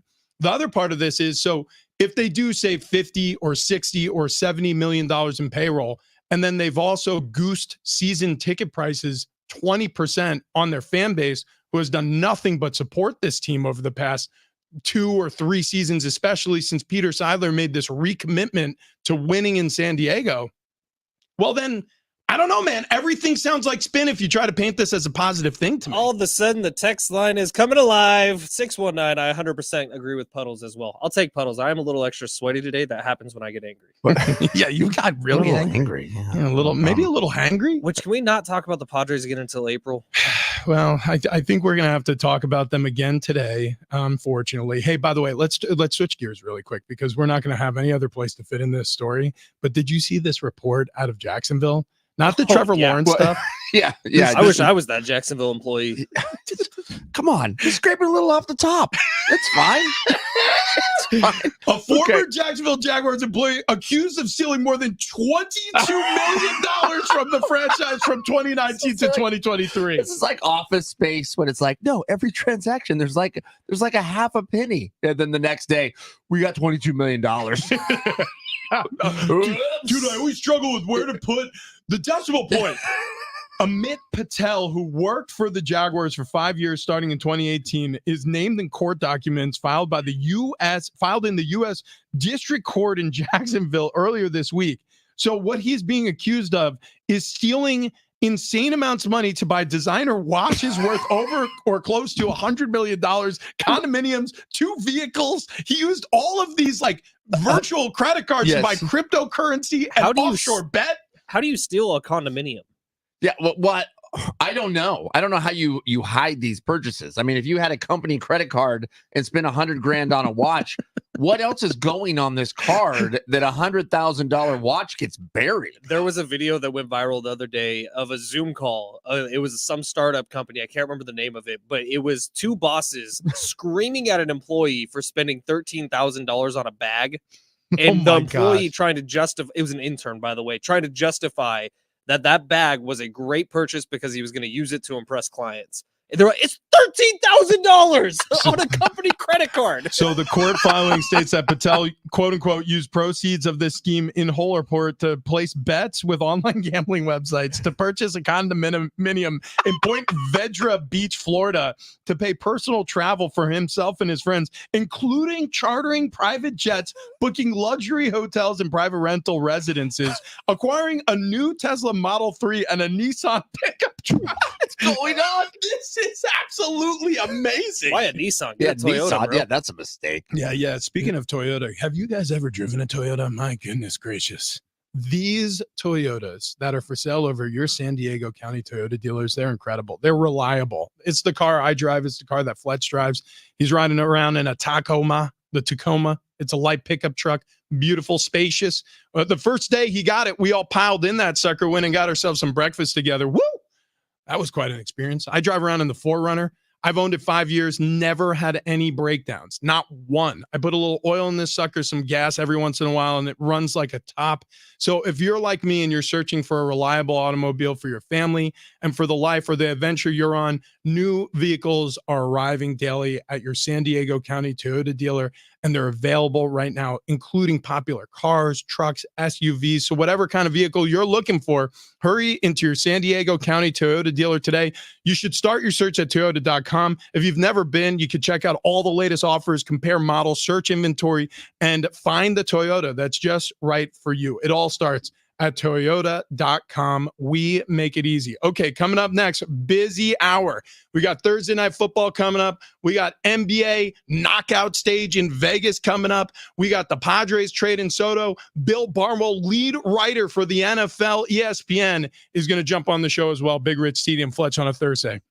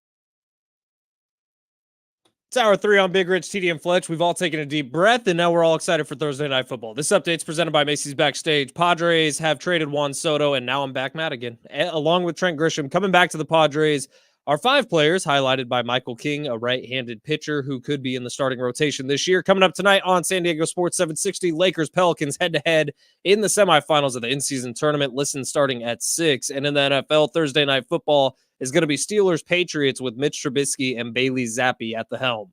What will you find at Macy's Backstage? How about the perfect holiday gifts? Just $25 and under, like matching family PJs, fragrance sets, toys, and more. Find the latest trends, new arrivals, and great prices at a Macy's Backstage store near you.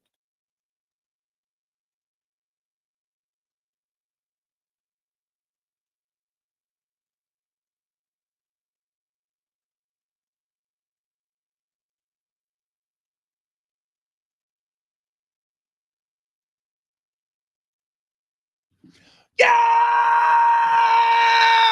Woo! Happy Thursday to those who celebrate. Happy Thursday. What would you say to me? You just screamed in my ear. Camera. Oh, camera. Happy Thursday to those who celebrate. Big Rich, TD, and Fletch with you. And I'm starting my camera on our live stream. So if you're on x.com or you watch on YouTube, we're live every single day. Big Rich, TD, Fletch is where you find us on those 2 avenues. The program's available for your listening pleasure as well on the iHeartRadio app. Actually, that's the best way you can listen to this show. Hands down, nothing compares to that. It's the best way to help the show. Also, share the link with a friend if you love us.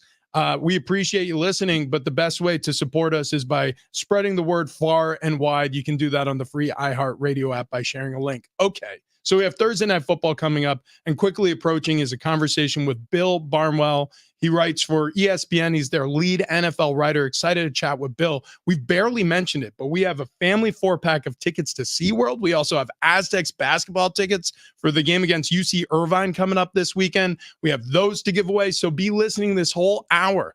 We're giving away that family 4-pack at SeaWorld. We're also giving away the Aztecs tickets as well. The text line's going nuts with the Soto news, so I think we should stay there for now. Juan Soto is a Yankee. The Padres acquired 4 pitchers, one of them a prospect, and a catcher in trade. So your reaction on the text line, 70470. Start your message with team if you want to weigh in.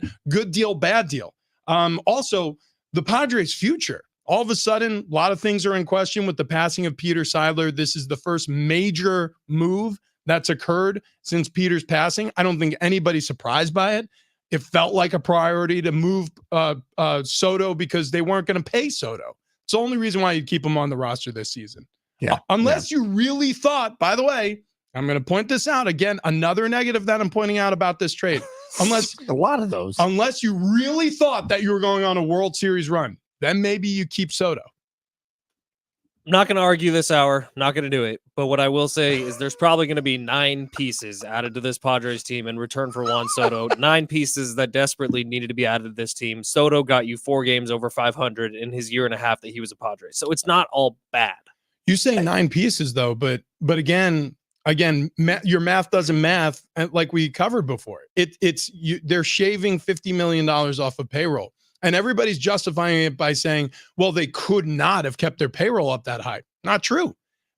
It's just not true, because there are ways to increase your asset value, as we know, and decrease your debt load, as we know. And this is the world of billions, not millions. We're not talking about thousands. We're talking about billions. So you could all of a sudden get an injection of new cash and pay down some of your debt ceiling and all of a sudden be solvent. So all these people acting like, well, this is what they have to do. You're buying the BS. You're buying the billionaire crying poor baloney that has been served hot and fresh to San Diegans for years. Here's the math I'm mathing, and I'll leave it at this. The math I'm mathing is they were at $256 million last year. That math means you're going to be hit with punishments, both in the draft and financially, the draft being more important than the money. 256 had to come down to 200, right? So 200 is where they were at yesterday before the Soto deal. Soto leaves, you're able to add 4 more pieces, 5 more pieces to this team that you desperately need because you have 3 starting pitchers currently. In one of them might not be healthy coming into next year, and you Darvish. You also need some outfielders because as of right now, Tatis is playing center field, which I'm stoked about, but you probably need to add some pieces in the outfield as well. So having one person making $33 million next year and a center fielder who can't hit making $5 million next year did not make sense. Both those guys off the books. Now you can come in, add some pieces to the outfield that can actually hit, add some arms to the rotation that can actually pitch.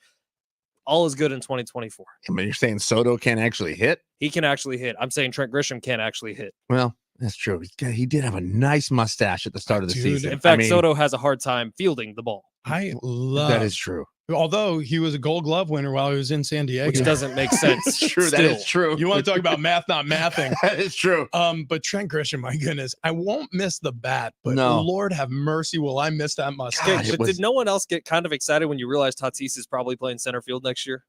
Well, here's the reality. I think that Fernando Tatis Jr., wherever you place him on the ball field, I'm going to be excited because he makes electric plays, whether he's playing a corner outfield position, center field, or shortstop, which who knows? I mean, depending on moves that are made throughout the season, depending on what way 2024 goes, maybe he's back at shortstop at some point. That's all I'm saying. Yeah, no, I agree with you. In fact, last season when we were talking about where's the Tatis of old, you're looking for that electricity again.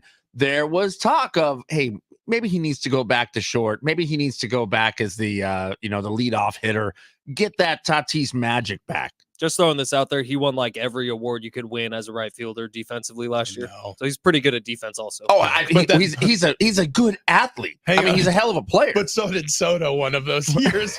No, Tatis won the one that's even better than the Gold Glove. I don't remember what it is, but there was another award he won on top of it. He won so many awards. The titanium glove. I think it is platinum or something. Platinum glove. Platinum glove.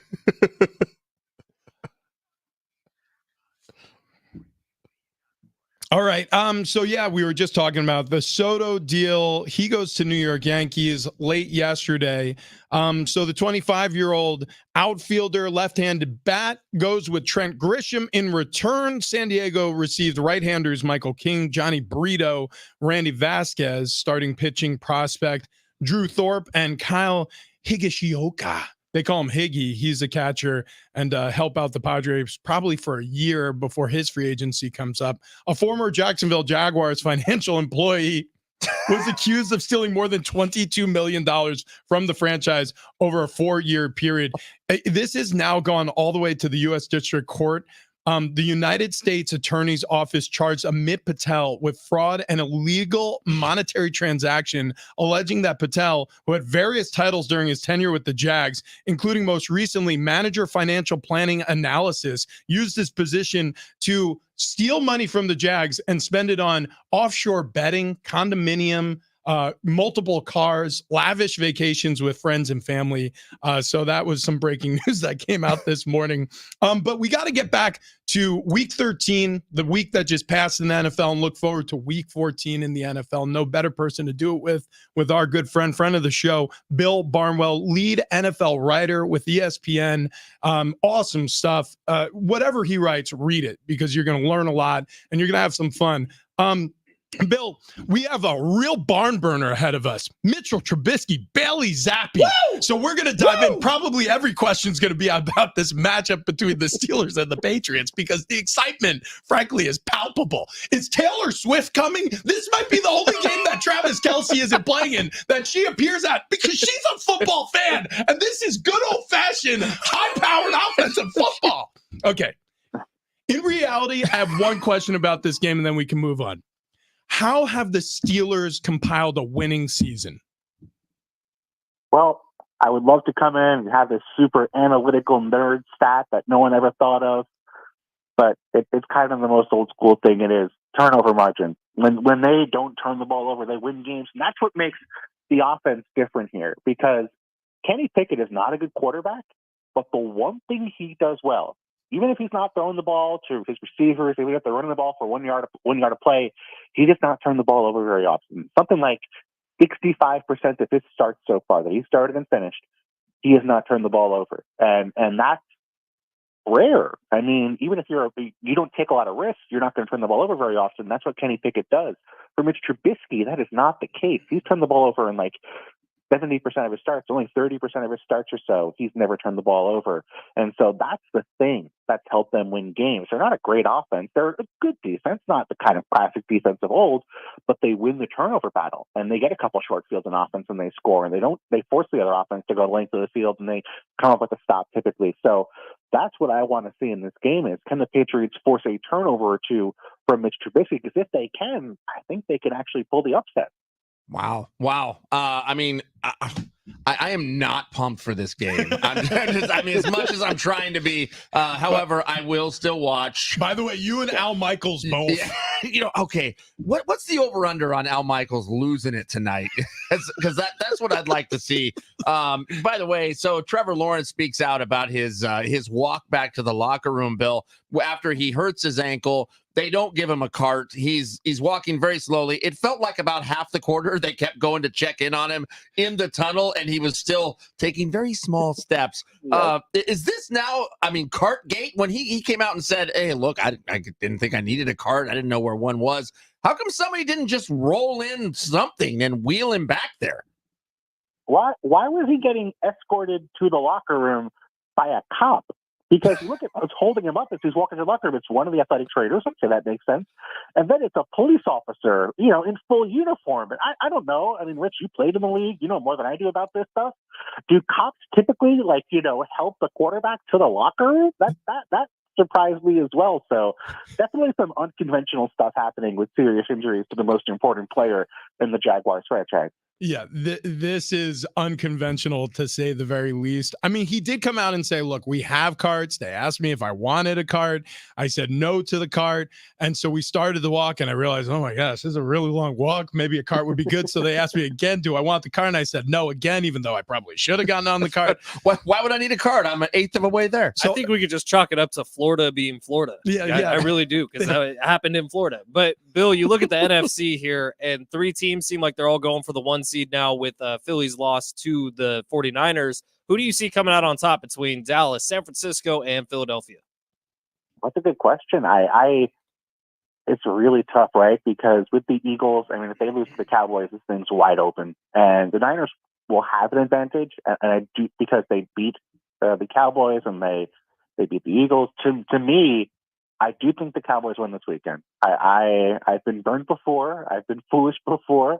But I think they're a better team than the Eagles right now. And I would say that I think the Niners end up with it because of that, because I think they're all going to end up with the same record, and the Niners will have the tiebreaker over both teams. So, I mean, maybe it's just I'm a prisoner of recency bias because the Eagles kept finding ways to win games before last week. But, I mean, this is an Eagles team that you look at the numbers for them, they're not as good as they were last year. And that's been the case even before last week. They're, I think, 27th in ESPN's QBR metric against the pass. They've been struggling against the pass. They have clear weaknesses at linebacker and safety. And the Cowboys, to me, just feel like a more complete football team right now. Dak's playing out of his mind. They're better on both sides of the football. So unless the Niners slip, and I don't think the Niners are going to slip, I have to go with the Niners over the Eagles and the Cowboys.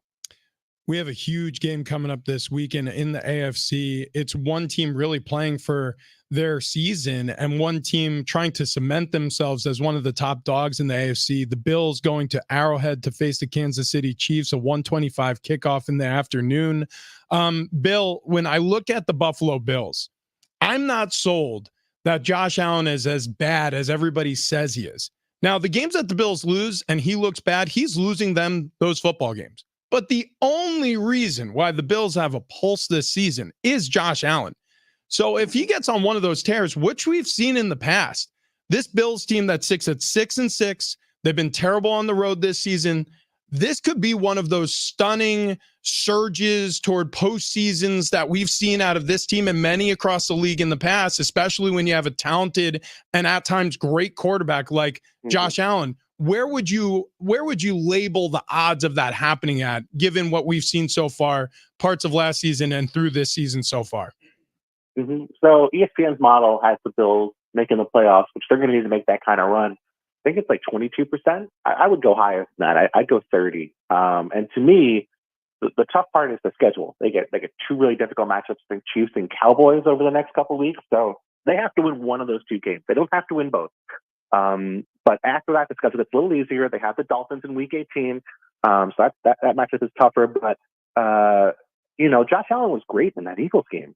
He was really phenomenal. It felt like the old Josh Allen just in terms of, I'm going to put the team in my back. I'm going to run with the ball. I'm going to fire balls into impossible windows and get them.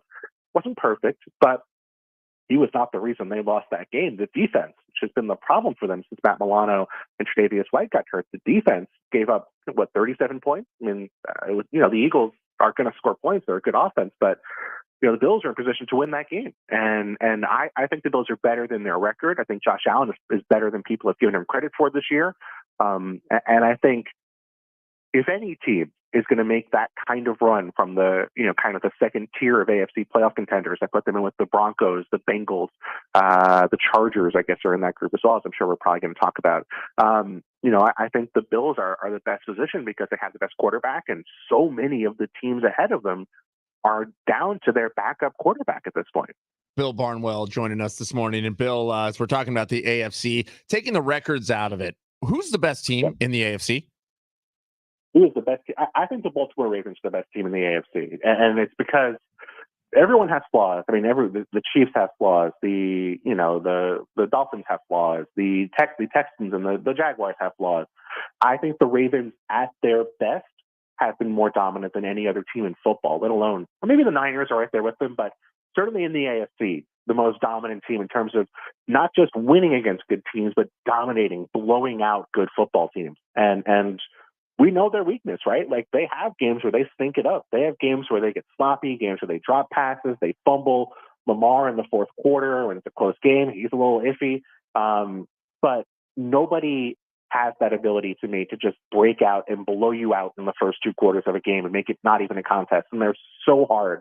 They are so tough to beat if you're trailing, to come from behind and get back at them, because their defense is so good at creating pressure when they can just pin their ears back and go after the quarterback. So I think I would say the Ravens, but it doesn't feel like this is a year where we have that sort of, that team is totally dominant and you're terrified to play them, because everyone has those games where they slip up and they look very sloppy. Bill, I loved your article a couple days ago about the unconventional MVP conversation, but if we could, let's talk about the conventional MVP conversation, which right now Brock Purdy's at the top. I think he's tied with Dak Prescott. But if Tyreek Hill goes over 2,000 yards, how can you not give it to him? That's a great question. When I brought up in that piece, to me, I think the only concern for Tyreek is that I think some people, and I'm not saying they're wrong to feel this way, but I think I would prefer Tyreek. But some people are going to say, hey, why aren't we giving it to Tua? I mean, Tua's put up great numbers. Tua's been a valuable part of that offense. He's not setting a single season receiving record. He's not being the first receiver in history to get 2,000 yards. But if we're going to give it to a player from the Dolphins offense, why not Tua? And so my only concern with Tyreek is there's probably going to be a split vote where you're going to get some people who vote for Tyreek, some people who vote for Tua, and that's not going to be the case. You're not going to have someone voting for Deebo Samuel or Christian McCaffrey. Maybe Christian McCaffrey might get some votes. I guess that's possible, but you're not going to have people voting for CeeDee Lamb or Zach Martin for MVP. You're going to have people voting for Dak if they want to pick one of the Cowboys players. So it'll be fascinating. This is the most wide open and unique MVP race probably in the longest time I've been covering the league, maybe since Adrian Peterson came back from his injury and won back in 2012. So really fascinating. Still so much to play for here in the next 5 games of football. Bill Barnwell joining us, NFL's lead, or I should say ESPN's lead writer on the NFL, friend of the show. Bill, when I look at the offensive performances so far this season across the league, scoring down, a lot of theories out there being provided, injuries at the quarterback position, no doubt having an impact. But I have a prevailing theory that I believe in. I think there's been so much flux at the coordinator position across the league. You've seen so many changes in the voice in the ear, so to speak, for the quarterbacks across the NFL. I think that's had the most impact. But what would you put as the chief reason why we're seeing such low scores in many of these games? We're touting the offense is going in, and then we come out feeling like it's left something to be desired.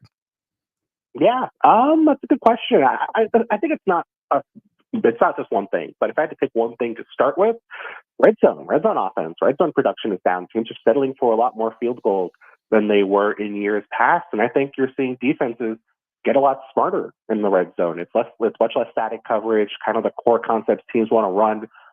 Other defenses are aware of. They're getting pressure more often in the red zone. I think defenses have kind of caught up a bit. When we think about the great minds in football, the great coaches, kind of the young hotshot coaches, we always think about offensive coaches, but there's defensive guys who are coming through now and really showing teams a lot more about, what they can do. And that they're not giving them the same kind of clues that we might have given them 4 or 5 years ago. The offenses, kind of the core, like, the hot offenses, the Shanahan offense, the McVay offense from 4 or 5 years ago, teams have adapted to that. Defenses know how to stop that now. And McVay and Shanahan, especially Shanahan, have adapted, and they have a new version of that offense. But other offenses that aren't as smart, other coordinators that aren't as advanced, are still catching up. So I think we're seeing defenses improve. I think we're seeing red zone performance sit down. I think we're seeing my friend Nate Tice brought up, punting has improved. I think teams are having to go further to score these days than they have in years past. So I think a lot of factors.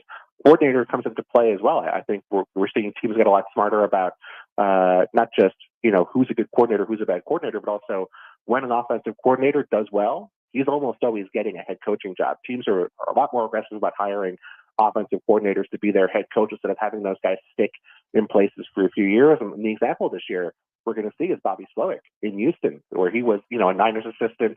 He goes to Houston. CJ Stroud has a big season. Years past, maybe he'd get another couple of years in Houston coaching CJ Stroud before he'd get a head coaching job.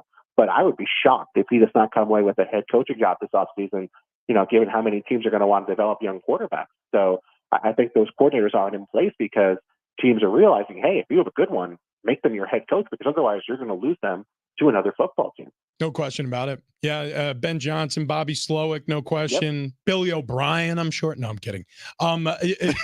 Bill Barnwell, at Bill Barnwell on X.com, Twitter. You can find him there. Awesome articles. Every time you write, I read. Bill, thank you so much for jumping on the show. Thanks, guys. Have a good one. Enjoy that game tonight. We will. Yeah, I'm fired up. As much as we can. Yeah. It's going to take a lot of alcohol. Speaking of which, we have a Bar Car Friday coming up tomorrow. Hell yeah. Brought to you by Keg and Bottle. Tony Kanja coming in studio. We've got a fun show planned for everybody. Anyone else think with how this game is being teed up for us that it's going to be the best game of the year? It probably will be. I mean, it's going to be so exciting. 42-41 finish. Yeah, something like that. It's going to be absurd. Bailey Zappi, we're going to be like, Zappi MVP? He just went for 500 yards.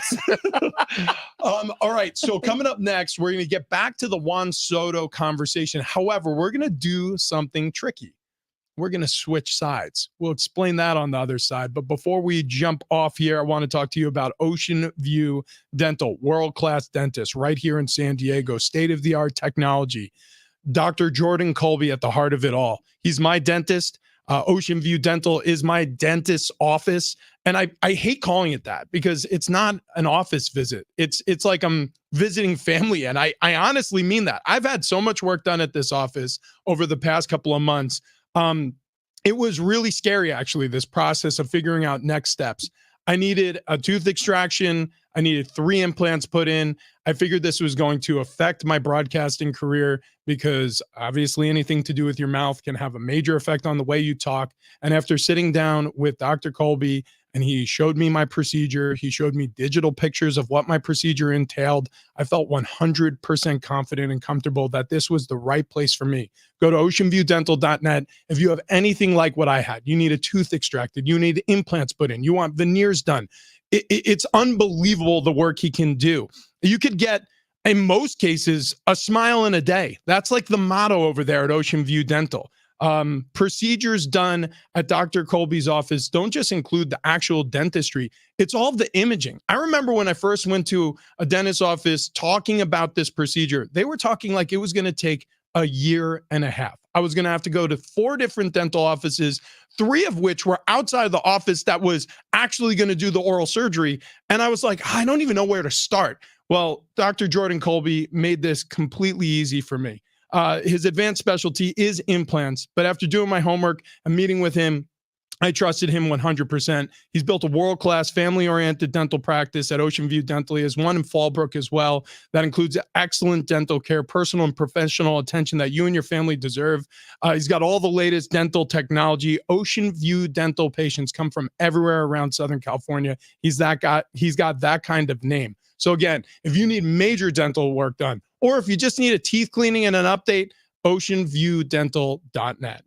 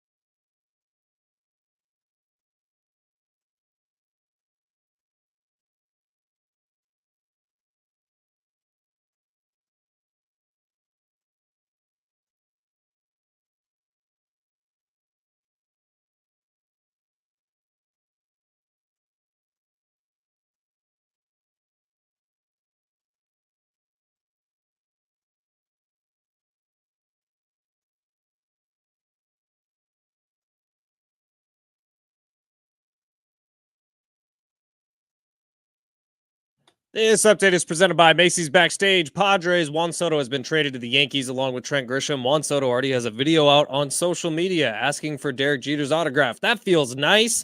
The highlighted person of the people coming back to San Diego would be Michael King. He might be in the starting rotation next year after being a reliever for a few years in New York. Coming up tonight on San Diego Sports 760, Lakers Pelicans head-to-head in the semifinals of the in-season tournament. Listen starting at 6 right after John and Jim. And in the NFL, Thursday Night Football tonight, it's going to be between the Steelers and the Patriots. Both teams playing with backup QBs, Mitch Trubisky, Bailey Zappi. What will you find at Macy's Backstage? How about the perfect holiday gifts? Just $25 and under, like matching family PJs, fragrance sets, toys, and more. Find the latest trends, new arrivals, and great prices at a Macy's Backstage store near you.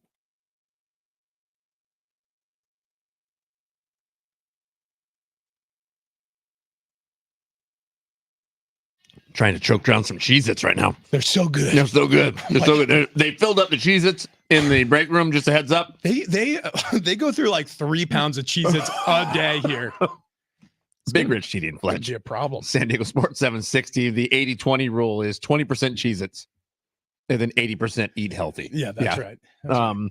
We do have a giveaway we're going to be doing here in just several minutes. In the next 5 to 7 minutes, a family 4-pack of tickets to SeaWorld San Diego's Christmas celebration, where the wonders of the sea meet the joy of Christmas at SeaWorld San Diego Christmas celebration, happening now through January 7th.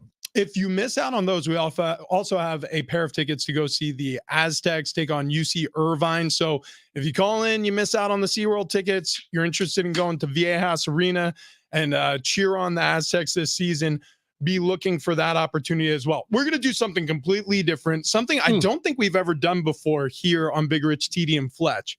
So Fletch has been ardently defending the positive outlook for the 2024 season, saying the Soto trade actually is going to net the Padres some gains using the monies that you're saving on the arbitration dollars that would be spent on his salary. I've been saying, look, the Padres, there's no positive way to spin this. This is a $50 million payroll haircut at least, maybe more than that.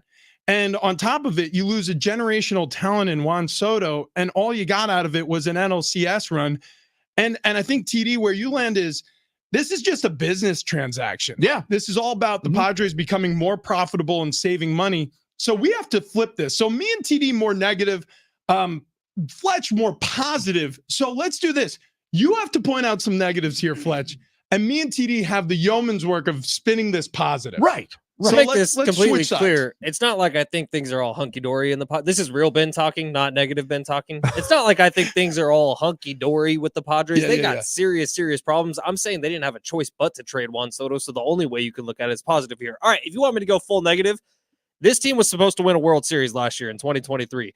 This team had a great manager, Bob Melvin, in 2023. AJ Preller ruined that relationship, soiled it, pooped it out like you know what.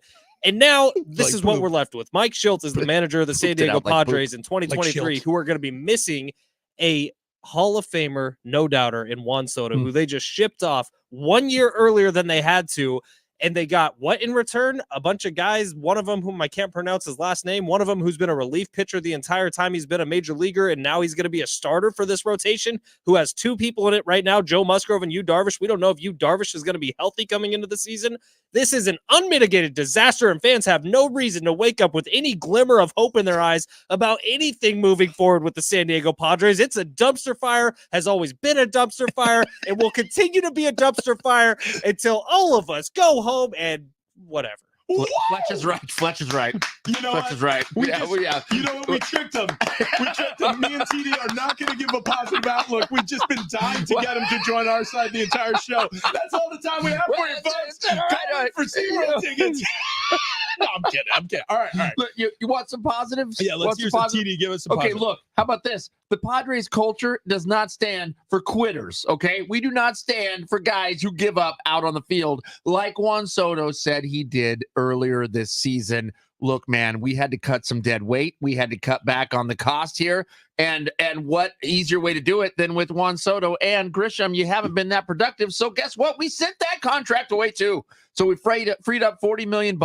Now we have some wiggle room here. We want to add some pieces we can because it didn't work with Soto last year anyways. So we're going to make some changes and we're going to make it work this year. This is the Padres' year for a championship. This guy's making a lot of sense. Wow. Wow. Okay. Everything he just said was Well, 100% reasonable, by the way. Okay. So before I go, really quick here. 844-570-1360. 844-570-1360. If you want to go to SeaWorld San Diego for their Christmas celebration and you want to go, I don't know, maybe today, you could come pick up the tickets, bring the family out tonight. That's right? actually not possible. What? But you can pick up the tickets next week. Next week is next what week. I meant. Next week. Can't pick them up tomorrow? You're going to have to schedule with No. Ben. Anyways, look, 844-570-1360. SeaWorld tickets. Call right now. Caller number 5 gets them. Okay.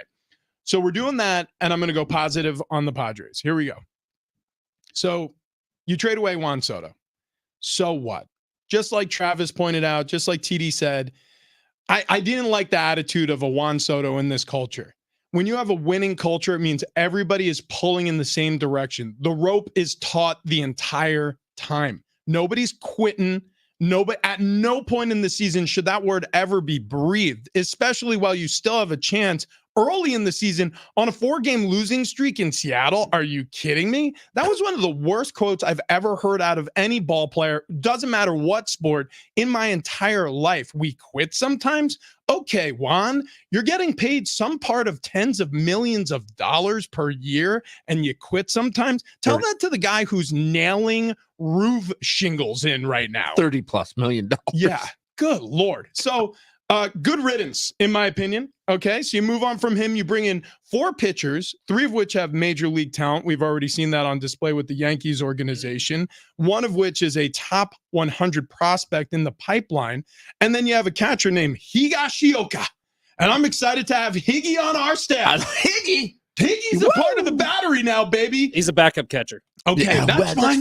You know what? Backups work too. We've seen the production out of backup catchers. Okay, I mean, actually, yeah. That's what I'm By saying. the way, part of that $40 million that's out there waiting to be spent could be spent on codename Scorpio, who is out there as a free agent right Holy now. smokes, Wow. Gary Smash Well, Chess. That's you the one. kidding me? Okay, Are ooh. you kidding me right now? LFD, whatever. SD. LFG, SD, A. I feel like you guys are being sarcastic. There is a bright side to look at. Hang on. I'll go a step further. Okay. I said it many times before, and I'll say it again. If you're going to trust in one thing, it's that AJ Preller as a scout is one of the best in the game. Yep. Right? So if you're going to ask him to do a lot with less, I think he's probably one of the better general managers at finding talent on a budget. So I'm excited to see what he comes up with to solve some of the various problems that a slightly reduced payroll presents. Again, this is positive Rich talking. Okay, the other part of this is it's awful that Peter Seidler left us, but what that has endowed us is an opportunity to win for Peter. Look, there are special things that happen inside a locker rooms that I was part of when you lose somebody important.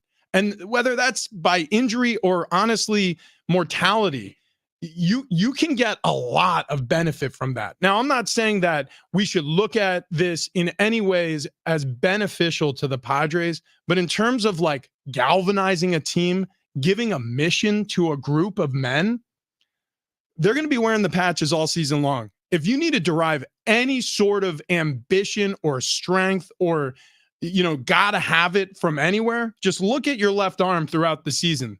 That Peter Seidler initial on your arm, that's what you're playing for this year. So if you want me to look at this 2024 season positively, there's a lot more to play for this year than there's ever been in San Diego. I'd like to point 2 things out here. You both sounded smarter in this segment. You both used a lot of points I've been trying to bring up all day in this segment, and I really appreciate that. And I feel like people in San Diego driving around this morning who maybe are sad that Juan Soto's leaving, maybe they feel a little bit better now. I'll tell you what. Job well done. That's what we're here for. We did it. Yeah. We We're did here it. to pat everybody on the back, tell them it's going to be all right, regardless of how bad it is. A new segment we call Hot Swap. Just say, okay, if we're going to be completely honest right now, completely honest, will this Padres team, with whatever additions are coming, and there are some coming, win more than 82 games next year? Okay. Will they? It's hard for them not. Right. I feel like they will. Yeah. I mean, look, but that's only because 82 wins with the roster they compiled last season was unfathomable. It was unfathomable. It's impossible to lose to lose as many games as they lost. Will this team be more than 4 games over 500 next season? I don't know the answer to that. That I'm iffy on. Well, I feel like it's an 84 win season.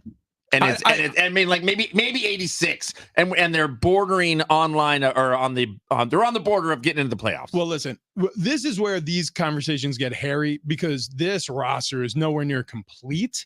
So I'll punt on the answer to that question to say this. Do I think going into 2024, regardless of what roster decisions, I'll feel better about their chances than the beginning of last season? The answer is absolutely not. Well, last season didn't work. So it looks like we're trending for a 70-win baseball team here in San Diego, and everything is on fire. And Padre fans just don't even get up out of bed this year because it's all gonna suck. Finally, you're making some sense. Right. Tell me about your Yeah. feet, Rich. All right. So listen,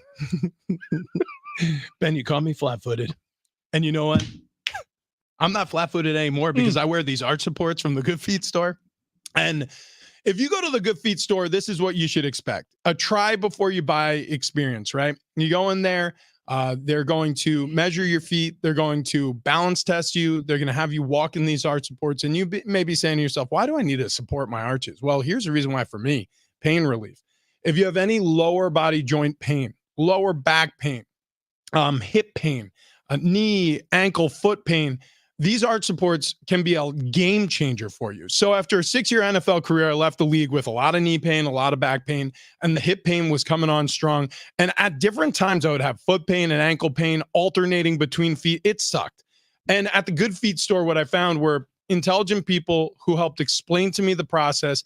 And then the work that I have to do, honestly, is just put the arch supports inside of the shoes that I decide to wear every morning and walk around in them. The feet are the foundation of the body, and the longer you walk around in these arch supports, the more and more you're going to feel this pain melt away. That's exactly what the Good Feet store did for me, and that's what I hope it does for you as well. Go to goodfeet.com to schedule your appointment today. They have 200 plus stores in the United States and overseas. They've been doing this for 30 plus years. These are trusted professionals. So if you, like me, struggle with some lower body joint pain and you want to get on the other side of that, go to the Good Feet store today.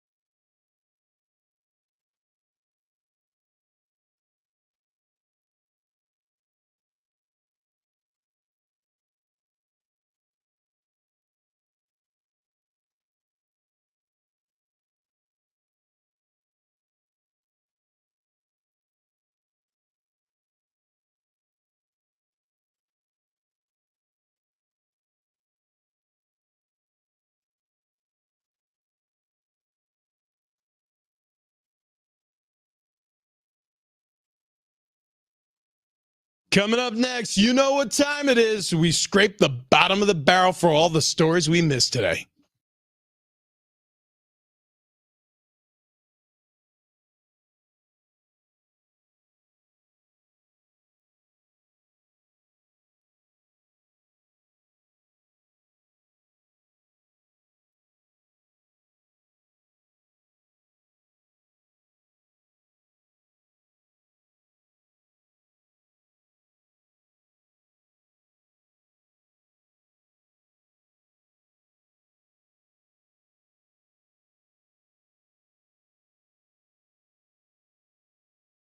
Hey, there's been a lot of disagreement on the show today. And at points, I wanted to punch Richard in his fat face. Wow. But wait, that face isn't fat anymore. You're damn right. You know why? Because of SDFatloss.com. SDFatloss.com makes it to where probably today I'd have broken my hand because look at those jawbones. Yeah. Look You at can that. see 'em Yeah, now. there's no padding at all. The chiseled cheek. Mhm. Travis Dale as well, by the way. He's down 5 different neck sizes. And he's had to drill new holes in his belt. In fact, right now I'm going to stand up and show these guys what my belt used to look like and what it looks like now. You boys ready for this? What? This is I don't know if this is we went down that many notches? That's where I was. 5 This is notches. where I am. Notches? He went down. Fletch is Are down you kidding me? 5 notches on the belt. I did not know how close I was to being punched this morning, but I do have a smaller target because he's right. My face isn't quite as fat as it used to be. True. And you it's know how true. you can get there by calling the number 858-665-3211. Get a free consultation with Miss Chloe and Wayne today. They've been our weight loss team. They've been our weight loss coaches, and coach us they have. We are all down a collective 120 pounds at this point where It's we are crazy. just losing without exercising. We're losers. In fact, we have a study of coming losers. up, TD. Tell everybody, exercising is bad for you. Yeah, exercising turns out will not make you live longer. Well, you don't have to exercise on SDFatloss.com. You don't New have to study. count points. You don't have to count your calories. No prepackaged meals, no hormones, no drugs, no injections. Just good old-fashioned weight loss. And right now, for our listeners at Big Rich, TD, and Fletch, $200 off your order at SDFatloss.com. Give them a call today. Get on over to SDFatloss.com.